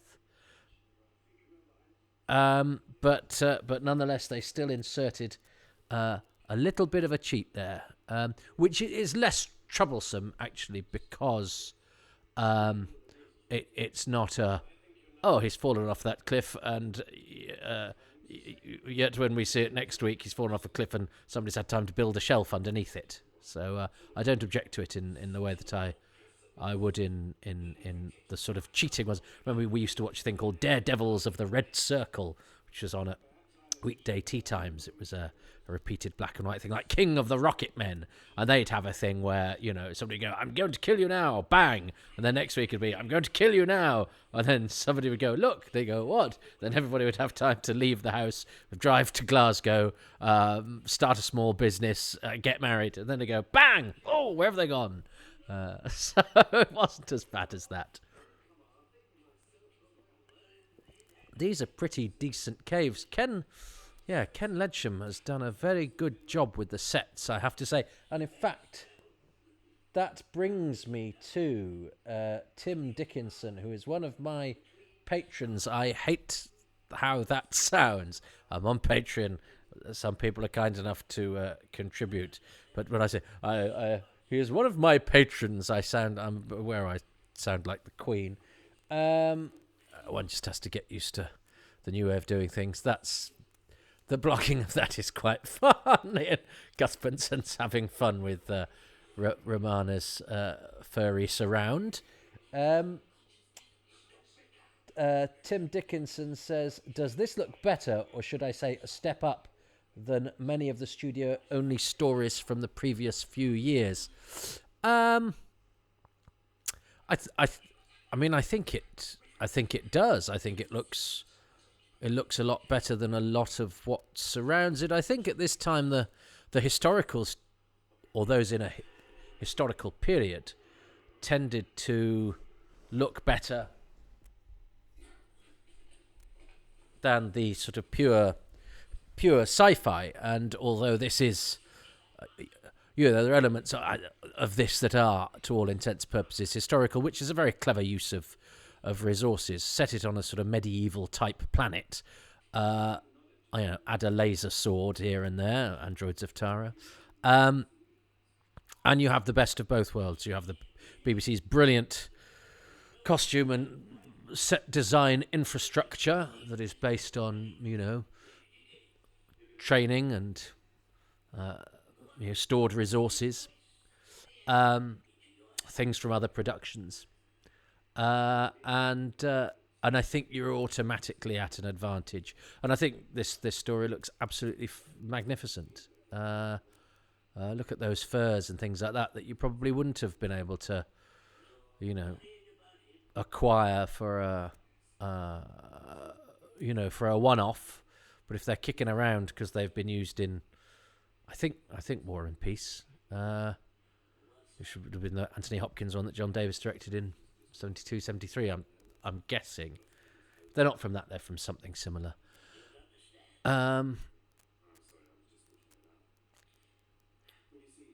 So yes, I think Tim, they do. It does look better from much that's around it. And he also asks, is this the greatest Robert Holmes script? Well, Dan alluded to how brilliant it was, and the world building, which I think is very good. I think what it misses, which I don't miss, and I'm doing that terrible thing now, is worrying on behalf of other people.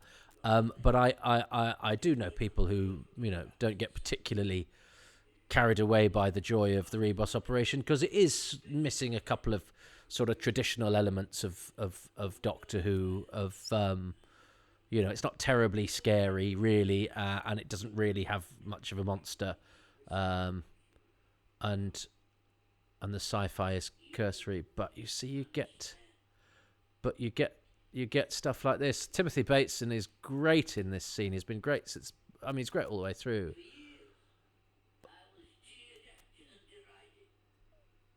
And he's still doing 1970s comedy old man acting in a way.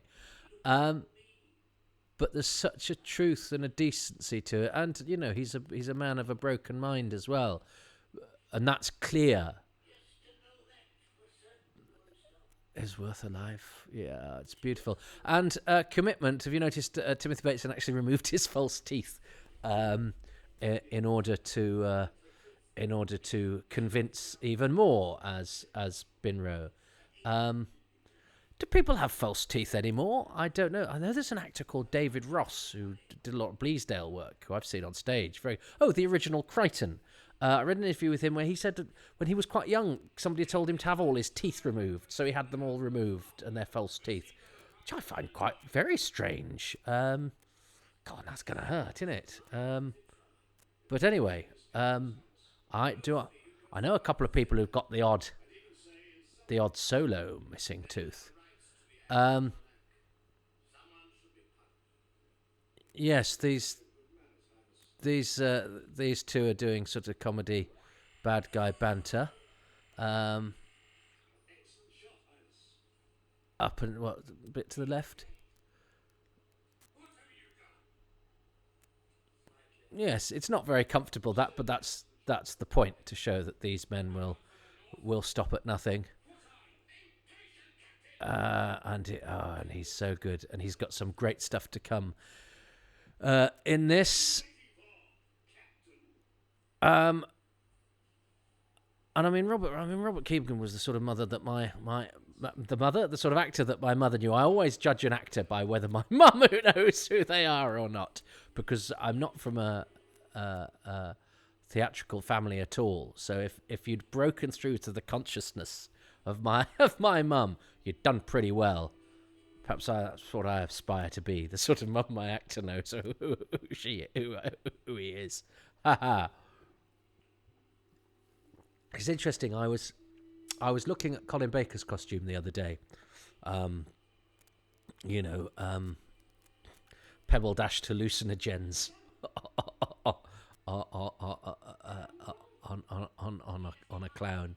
And it's a shame. And I really like Colin Baker, and I'll talk about him in the Colin Baker ones, but I think he was ill-served by his costume, and I was trying to work out why, because Tom Baker doesn't wear things that normal people wear either, but there's something about that costume that is sort of timeless. I don't look at Tom Baker in this and think this is from the 1970s. Now, I wonder if that's because it was already there when I came into Doctor Who. So it just seemed normal. Because I guess John Pertwee's costumes are quite dated, the hair and the velvet jackets. But to me, they seem sort of timeless, and I would have been happy with Pertwee wearing that now. Whereas I'm not sure, Colin Baker's stuff. I don't know. It just seems to me that the first four Doctors in particular had a costuming policy where, even though their wardrobe is somewhat avant-garde, it seems to me real and plausible. There's a natural sort of flair and eccentricity to it. Whereas, and I will mention this in the McCoy stuff, and it's been mentioned before about, you can only have so many question marks before your mysteriousness is seriously undermined. Look how mysterious I am, It's like Colin from The Fast Show, isn't it? The party going, how wacky I am. I do like these two. And, the Robert Holmes double acts are... classic Holmesian double act is only a sentence you'll hear issued by Doctor Who fans. But, he's hit upon a winning formula. And I think what's important is you believe that these people know each other from before. Who wants everything? I'll settle for 90%. Oh, and she's got feathers, the Seeker, as well. And that was always a... So, how do we feel about the fact that the Seeker absolutely correctly predicts what's going to happen? That all but one of us is doomed to die. Now, we don't get that in Doctor Who very often, where somebody who's sort of... And occasionally I think it could be seen as self-fulfilling prophecy rather than... or a bit of baloney, like the Beast of Fang Rock or whatever, or Angus MacReynolds' folk tale is sort of allowed, because in those times and in those parts, folk tales were part and parcel of what's going on. But this is, some shaman type, some bone shaker, who nonetheless turns out to be correct. How do we feel about that? Because that's not very of the Doctor Who universe. And in fact, especially from Robert Holmes, who would normally seek to undermine such stuff. The Time Lord gods, that's all sort of a bit of propaganda and a bit of show. So, but it works. The costume and the makeup are great. The performance is very good. I think all the performances in this are great. I don't think there's a duff performance in it. And I've got to be aware of that when I choose my... Oh, it's Binro.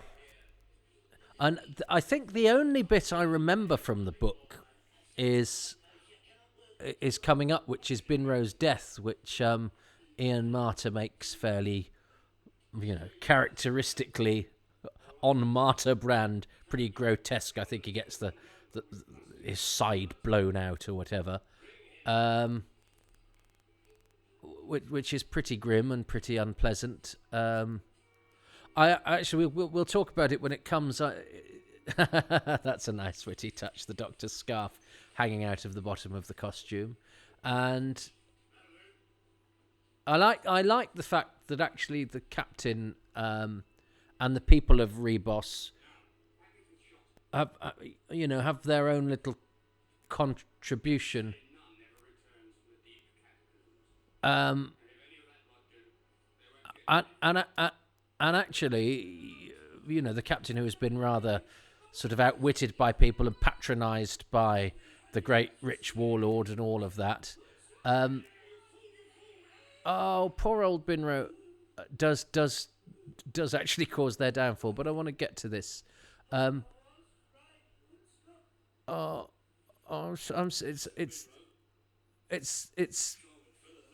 It's very sad. I don't like that particularly. I don't think it's charming fellow. What little I saw of him, I suppose, is a reasonable. And I think it sort of it goes against what the story's been doing. And I know these are funny characters, and I know there's other stuff going on. And I suppose the writer could be going, well, death isn't always, there's not always time to shed a tear or for a moment or whatever. But it's a shame. I thought Binro deserved better than a semi joke by Garen. I like Unstoff's reaction, and the staging of it's compromised as well because of the space and the nature of it. But I know it's a minor thing, and it doesn't spoil anything for me. I think it's just a moment that I think could have been worked better. I love that Garen, for all his bluster, actually underneath it all, Ian Cuthbertson suggests actually, realism and humanity, and although he's a lovable rogue, he's got more depth than that, and he's a clever enough actor, and he's given enough moments to show that. Yes, I like the fact that people of Ribos have their little moment of revenge upon essentially lots of people from elsewhere who've come and patronised them, tried to nick their stuff. It's a bit harsh on the Seeker, I would say, who the captain knows is down there. He's essentially gone, well, she could be collateral damage, really. I've got a feeling, didn't Graham MacDonald... he says something like, my guts, doesn't he? My guts are flattened. That's really grim. I like the fact that you like Sholak and the Graf's relationship, and he dies with his eyes open. There's a now I'm sure this is some sort of military thing going on here, some sort of thing from the people of the Graf's world and Legion or whatever, because I think he kisses him, doesn't he? I think he gives him a big old kiss. But I don't think that's to suggest anything. I think it's a ritualistic thing. But I also I think there's a little bit of, does he kiss it? Yeah, go on, kiss him. Yeah, I love it. I love that. Yeah, he kisses his eyes, so it's definitely ritualistic. But I think if you wanted to write slash fiction about the Graf Vindicay and Sholak, it wouldn't be unreasonable. I think so. So go for it. Go for it, Stephanie. What's that a reference to? No. Graham MacDonald, I interrupted myself, I think had said in his memo about the last episode, please make sure this doesn't sort of fall into, like what crappy polystyrene rocks territory. Actually, I thought the Rockfall stuff was done pretty well. George Foster, the director, doesn't have a great reputation. I think that's because certainly a few actors I've spoken to, I know Brian Croucher didn't get on with him. And I think he was a drinker. But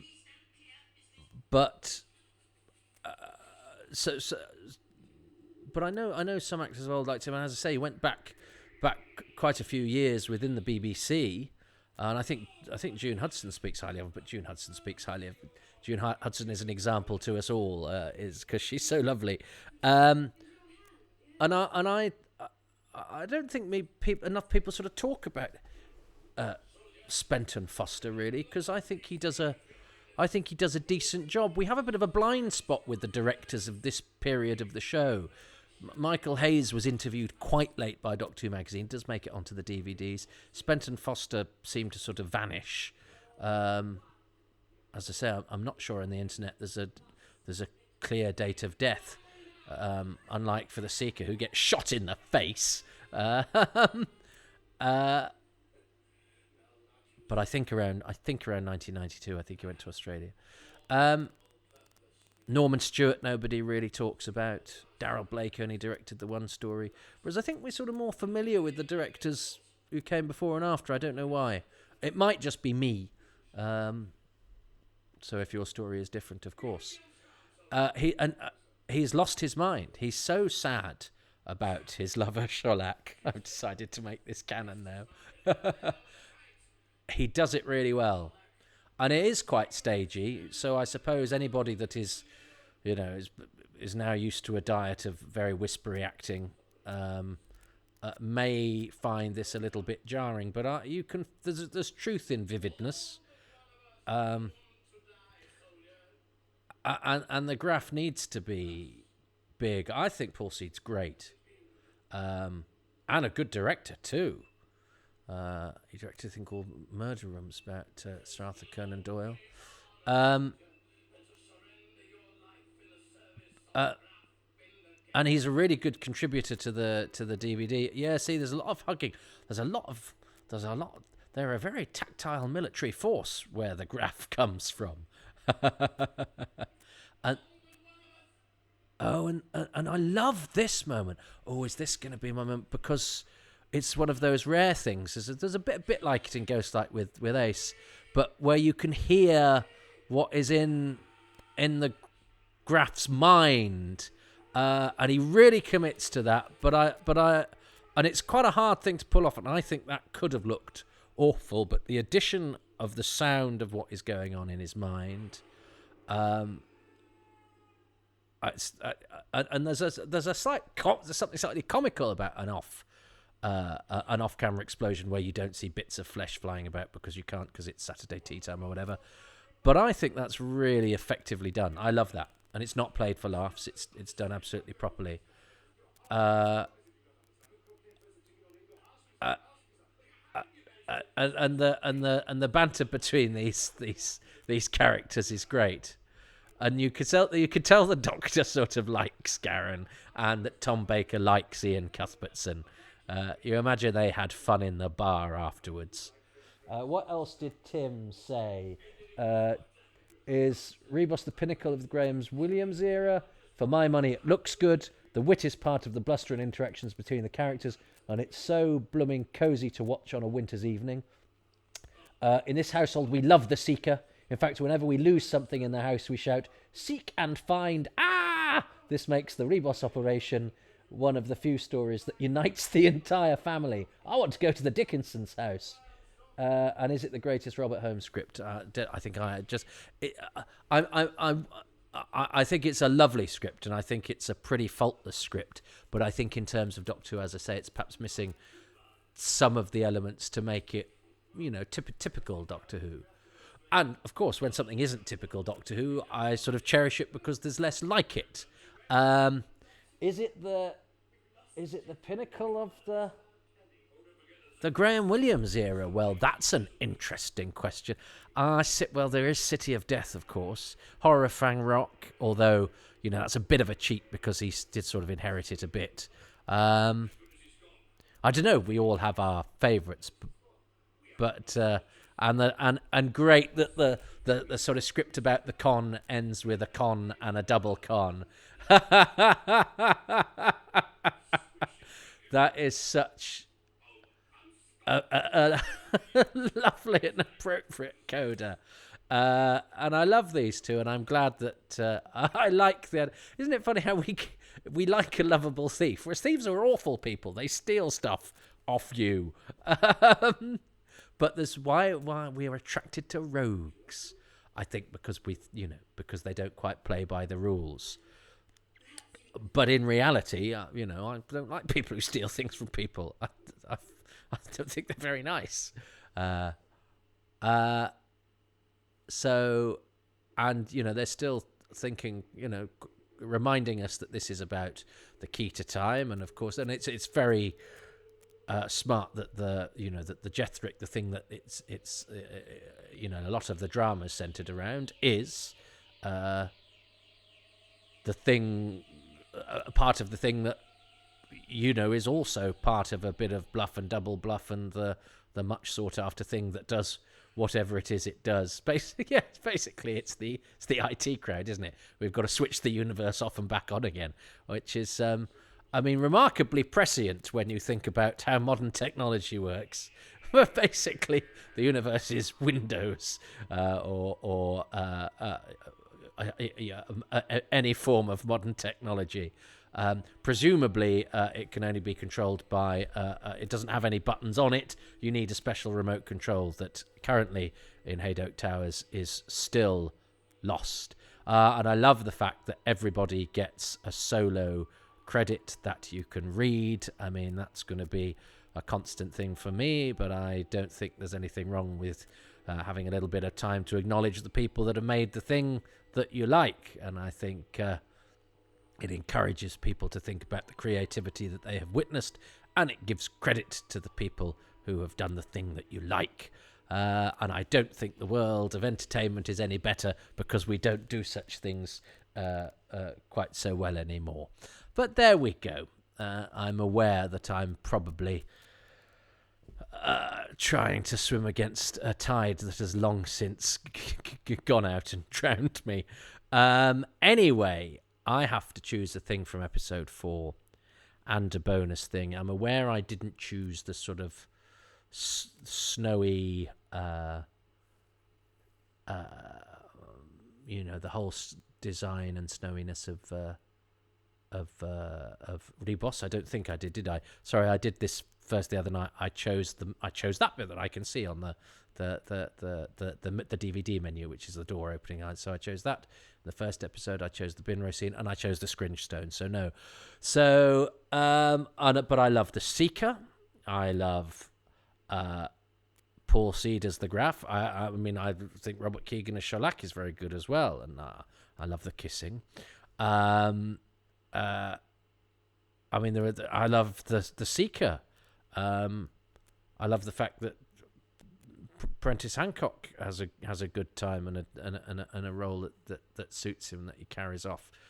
But they're all actory things, aren't they?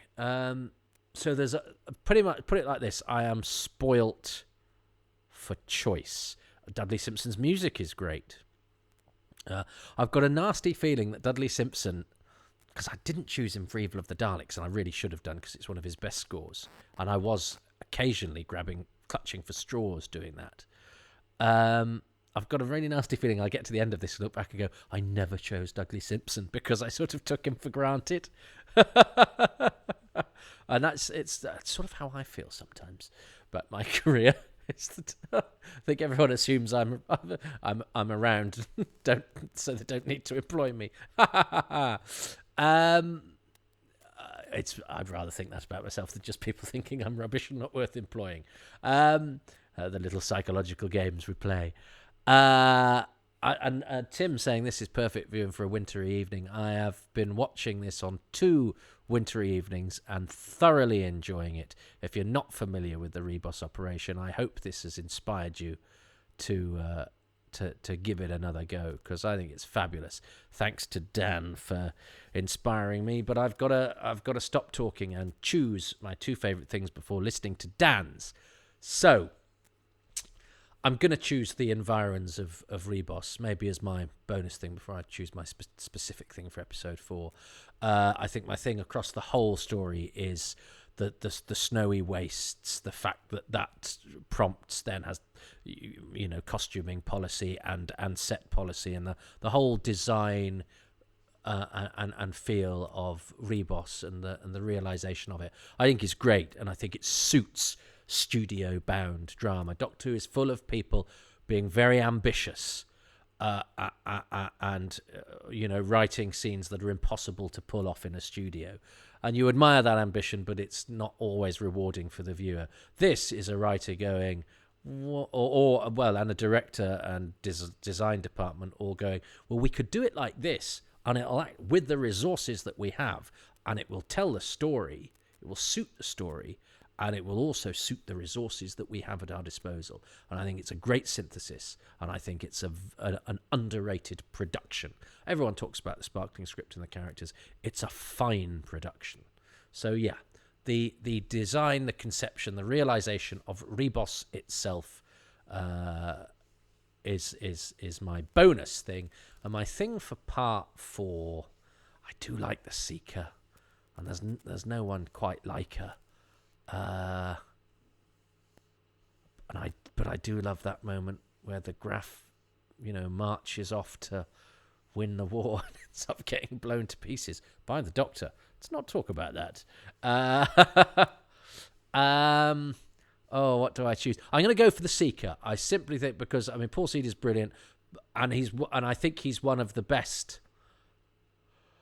versions of powerful men who go mad in Doctor Who, often which were played by Prentice Hancock, actually. And he does it so well. And the backstory and the characterization, all that are great. But I think the Seeker is so different. And as I say, I'm uncomfortable with how she sits in the Doctor Who universe because she represents prophecy that actually comes off. But I think I think she's really well. She again is an element of the design, so there's a bit of crossover there. But I think I'm going to say the Seeker. So those are my 2 things. But with honourable mentions to all of the other stuff. I didn't even mention Ian Cuthbertson, who's brilliant. Garen is a fantastic character. He's the best rogue, I think, that's ever been in Doctor Who, and Unstoff. Those 2 are great. Again, sometimes you could be so good you're taken for granted, and that's the richness we have with Doctor Who and with the character actors we have that populate Doctor Who. But no, I'm going to commit to Ribos and to the Seeker. What has Dan chosen? So my favourite thing in episode 4, I am going to cheat very slightly because I really want to talk about the performances in this whole serial, but I want to really think about one of the things I really love in episode 4 is Paul Seed's performance as the Graf Finder K. And I want to kind of talk about that because I think it's a big performance. You could easily think it's very over the top and slightly hammy, but I don't think it is. I think it's actually perfectly judged. The story as a whole has got a wonderfully theatrical quality to it. The costumes feel very theatrical somehow to me, and there's a kind of real richness in the dialogue, which I think allows the characters to all of them, a little bit larger than life. What I think is great about what Paul Seed does actually right the way through is you get a really strong sense of this man who clearly is a thug and a psychopath, but also he manages to show you a guy who is just pathetic and desperate and humiliated by the fact that his half brother has stolen the throne from him, and he's seething with resentment and frustration and burning shame. And you get that the whole way through, and it pushes that his sense of desperation more and more and more until we get to this point, get to the wonderful point when he does kind of lose it, and he is marching into the catacombs unknowingly with bombs strapped to him, imagining himself to be back in the Alliance wars. And I think he does that absolutely wonderfully. It, but of course, I can't just talk about his performance because actually, Ian Cuthbertson's Garon is just, I mean, it's just wonderful. Again, it's a huge performance. It's big and barnstorming, but of course, that's also because the part that Garon is playing when he says he gives the impression that he's this real estate salesman, is this rather grand, rather posh, a little bit pompous, used to dealing with high and important persons, and therefore having a certain kind of aristocratic air. You know, that wonderful bit where I think they've just signed the million OPEX off to the guard in the strong room, and dear old Prentice Hancock has the line about, you know, we have to lock up the room for the end of the day, and Garin has that line, "Oh, a most interesting ceremony. Would you care to watch?" And it's a very sort of, he has that wonderful air that is there to convince these really dangerous people that he is the person that he thinks he is. And then, of course, we get Ian Cuthbertson's Hackney Wick accent, which is also very funny. And then, of course, he even does a bit of Somerset in the first one as well. So he's kind of great. Nigel Plaskett is a wonderful foil for him. Robert Keegan is a wonderful foil for Paul Seed. Robert Keegan as Sholak. They've got a wonderful, interesting, slightly homoerotic bond between them. And then, of course, the other great double act in this episode is Tom Baker and Mary Tam as the Dr. Romana. And they're fantastic, aren't they? I mean, it's really interesting. For the first time, the Doctor is really resituated by his companion. So suddenly he's not the smartest person in the universe. Romana is actually smarter than he is, and he becomes petulant and sulky, but then also sort of demonstrates he kind of has kind of practical, intuitive, common sense knowledge that's very resourceful and gets them out of the situation. But they're very, very funny the whole way through. And Mary Tam's wonderful kind of cool ice maiden thing is a brilliant foil for this sort of fizzing, wiry, you know, whatever he was, 6'5" energy that Tom Baker exudes. So I've got to say, I think the performances are the thing that brings the whole series in episode 4 up to a wonderful crescendo. So that's my episode 4 thing. Isn't that interesting that he touched upon? We came to sort of different conclusions, but by traveling the same path, I got to the Seeker, who he didn't mention actually, and he got to Paul Seed, who I mentioned a lot, but via the homoeroticism of Shellac and the Graph, the brilliance of Ian Cuthbertson. I didn't touch upon the Doctor and Romana in the way that Dan did actually, but that is a very key point, and about the sudden change in the Doctor's status. But I loved how our thoughts sort of intersected on that, but then he went off into slightly different directions, which I agreed with all of and were very illuminating. I do love, I mean, I'm not having a conversation with him, but talking about Doctor Who with people, you know, who I am simpatico with, but who nonetheless, you know, then will conjure up something that my thought process is perhaps touched upon, but take it off in a different direction. And I was somebody that didn't have anybody really to talk to about Doctor Who for many, many, many, many years. It was the love that dared not speak its name, and I'm so grateful for that. And I think that's hopefully what's interesting about this is that it's not just me gassing on, which I think unfortunately is part of the deal. But what I've loved about doing this so far is the different perspectives of the people that have kindly contributed have opened my eyes, and I hope yours, and I also hope have introduced you to some people whose work you'll go off to seek out after you've watched the story they've been talking about, because Dan's stuff is great, by the way. Right, so what's his? So that's annoying because I nearly said I think I could have.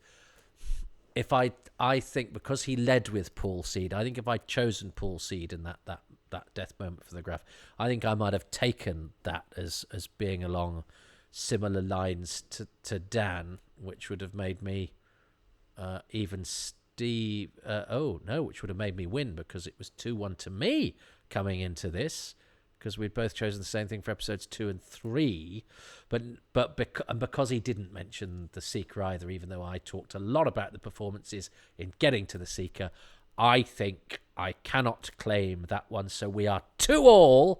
This is still the best I've ever done going into the bonus thing. So if he chooses the snowy, catacomby, costumey, policy, war and PC thing of Ribos, I will actually win for the first time. And I've done quite a few of these. I'm going to juggle around with the release order,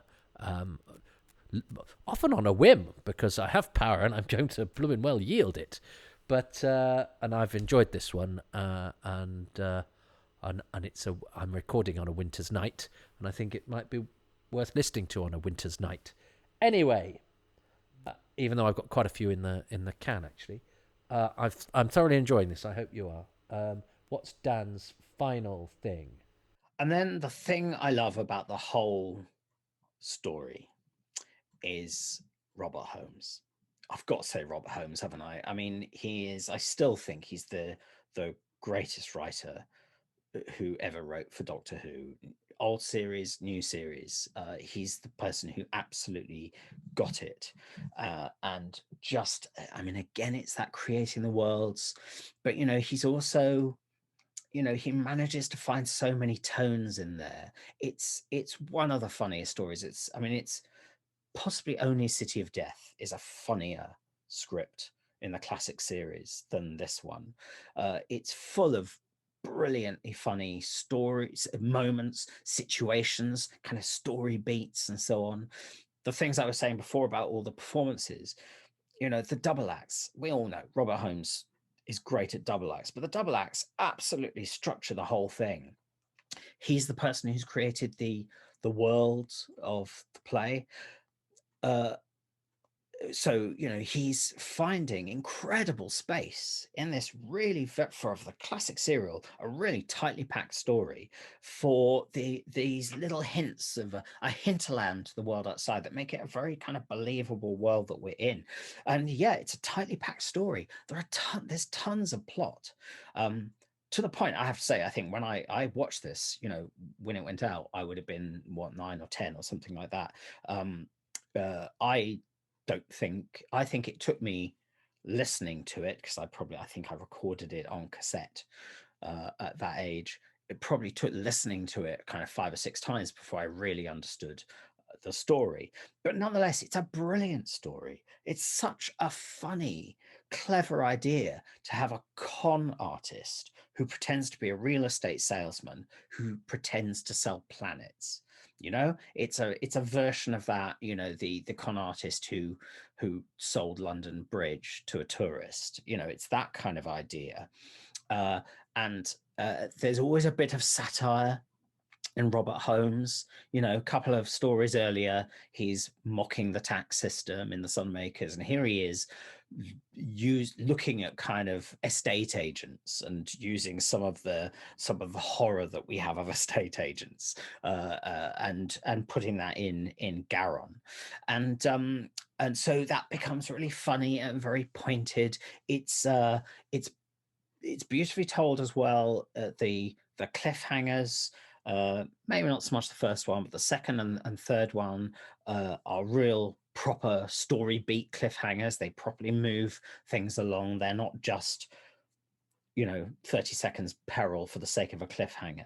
So it's a really, really great script. For me, this is the single greatest script that was ever written for Doctor Who, from 1963 to the present. Well, praise indeed.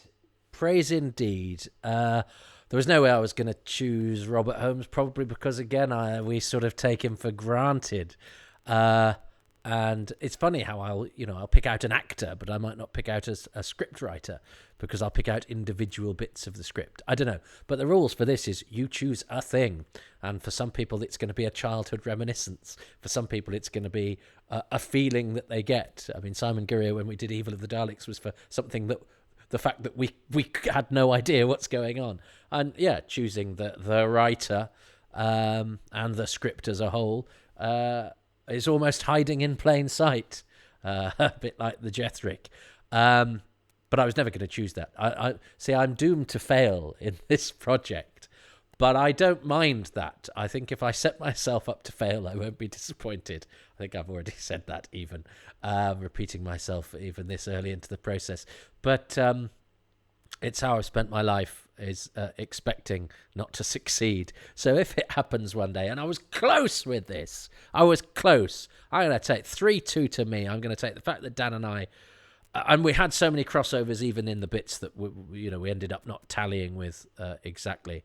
I've really enjoyed, even though I was talking all the way through it. Part of me wants to now shut up and watch it again without being interrupted by me. But I've got more stories to watch, and I've got more things to do. But maybe if you do, if you didn't watch it first time round without me gassing on, there's so much in that story. I cannot wait to watch that story again, just for entertainment's sake. I'm invigorated by Dan's perspectives on it and his expert eye. And he, as I say, he's a very, very skilled writer himself. But he gave us the perspectives of, he's a writer, but a fan as well. And that was a real celebration of a great bit of Doctor Who. This is the stuff. This is what I imagined. This is what I hope. No, I don't know what I imagined, but I found this a very rewarding segment of this podcast, which will be a podcast, I'm sure, of ups and downs. And he talked, he was celebrating Robert Holmes's double acts there. The characters that were in the script of Dead Souls that I did for Radio 4, that Dan wrote, which was the first time we met, it was full of brilliant characters. So actually, there's a bit of Robert Holmes there. I'm not saying he in any way lifted anything or anything, but there's clearly. And Dan is a fantastic writer in his own right, but there are perhaps similarities in the ability to conjure comedy and incident and tell story through character between Robert Holmes and Dan Rebelato. So if you, like Dan, like this script, you'll also like his script. So I hope you avail yourself of his work. I'm really flattered that he's given the time to this. And it's been actually nice for me to then reconnect with him and have little chats as we've had about other things, because Doctor Who, has a way. It's a common language, isn't it, between us? So I hope you haven't had to work too hard to translate my nonsense, my barrage of verbal diarrhea. It's been nice talking to you about this brilliant Doctor Who story. I hope we can do another one soon. I hope you'll join me for another one soon. I loved the Ribos operation to the extent that I actually pronounced its name right more often than I didn't, which surprised me. Wrap up warm. It's winter. But that doesn't mean you can't have a lot of fun, as proved by this brilliant Doctor Who story. definitely the planet Ribos is a happy time and a happy place, and I'll see you at another one of those next time. But for now, thanks for listening, and a very good night to you. Thank you so much for listening to this omnibus edition of Happy Times and Places, with me, Toby Haydock, and my special guest, Dan Rebelato, who you can follow on Twitter at Dan Rebelato, REBELLATO.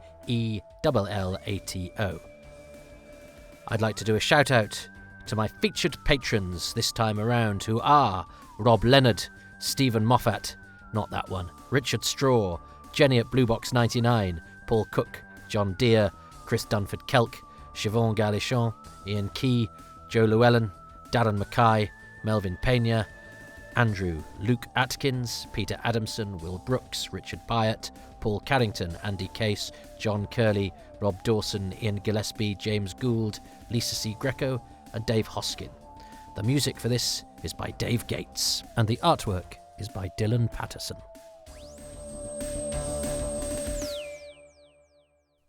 And please, if you would like to support these financially, you can subscribe at patreon.com/Toby Haydock.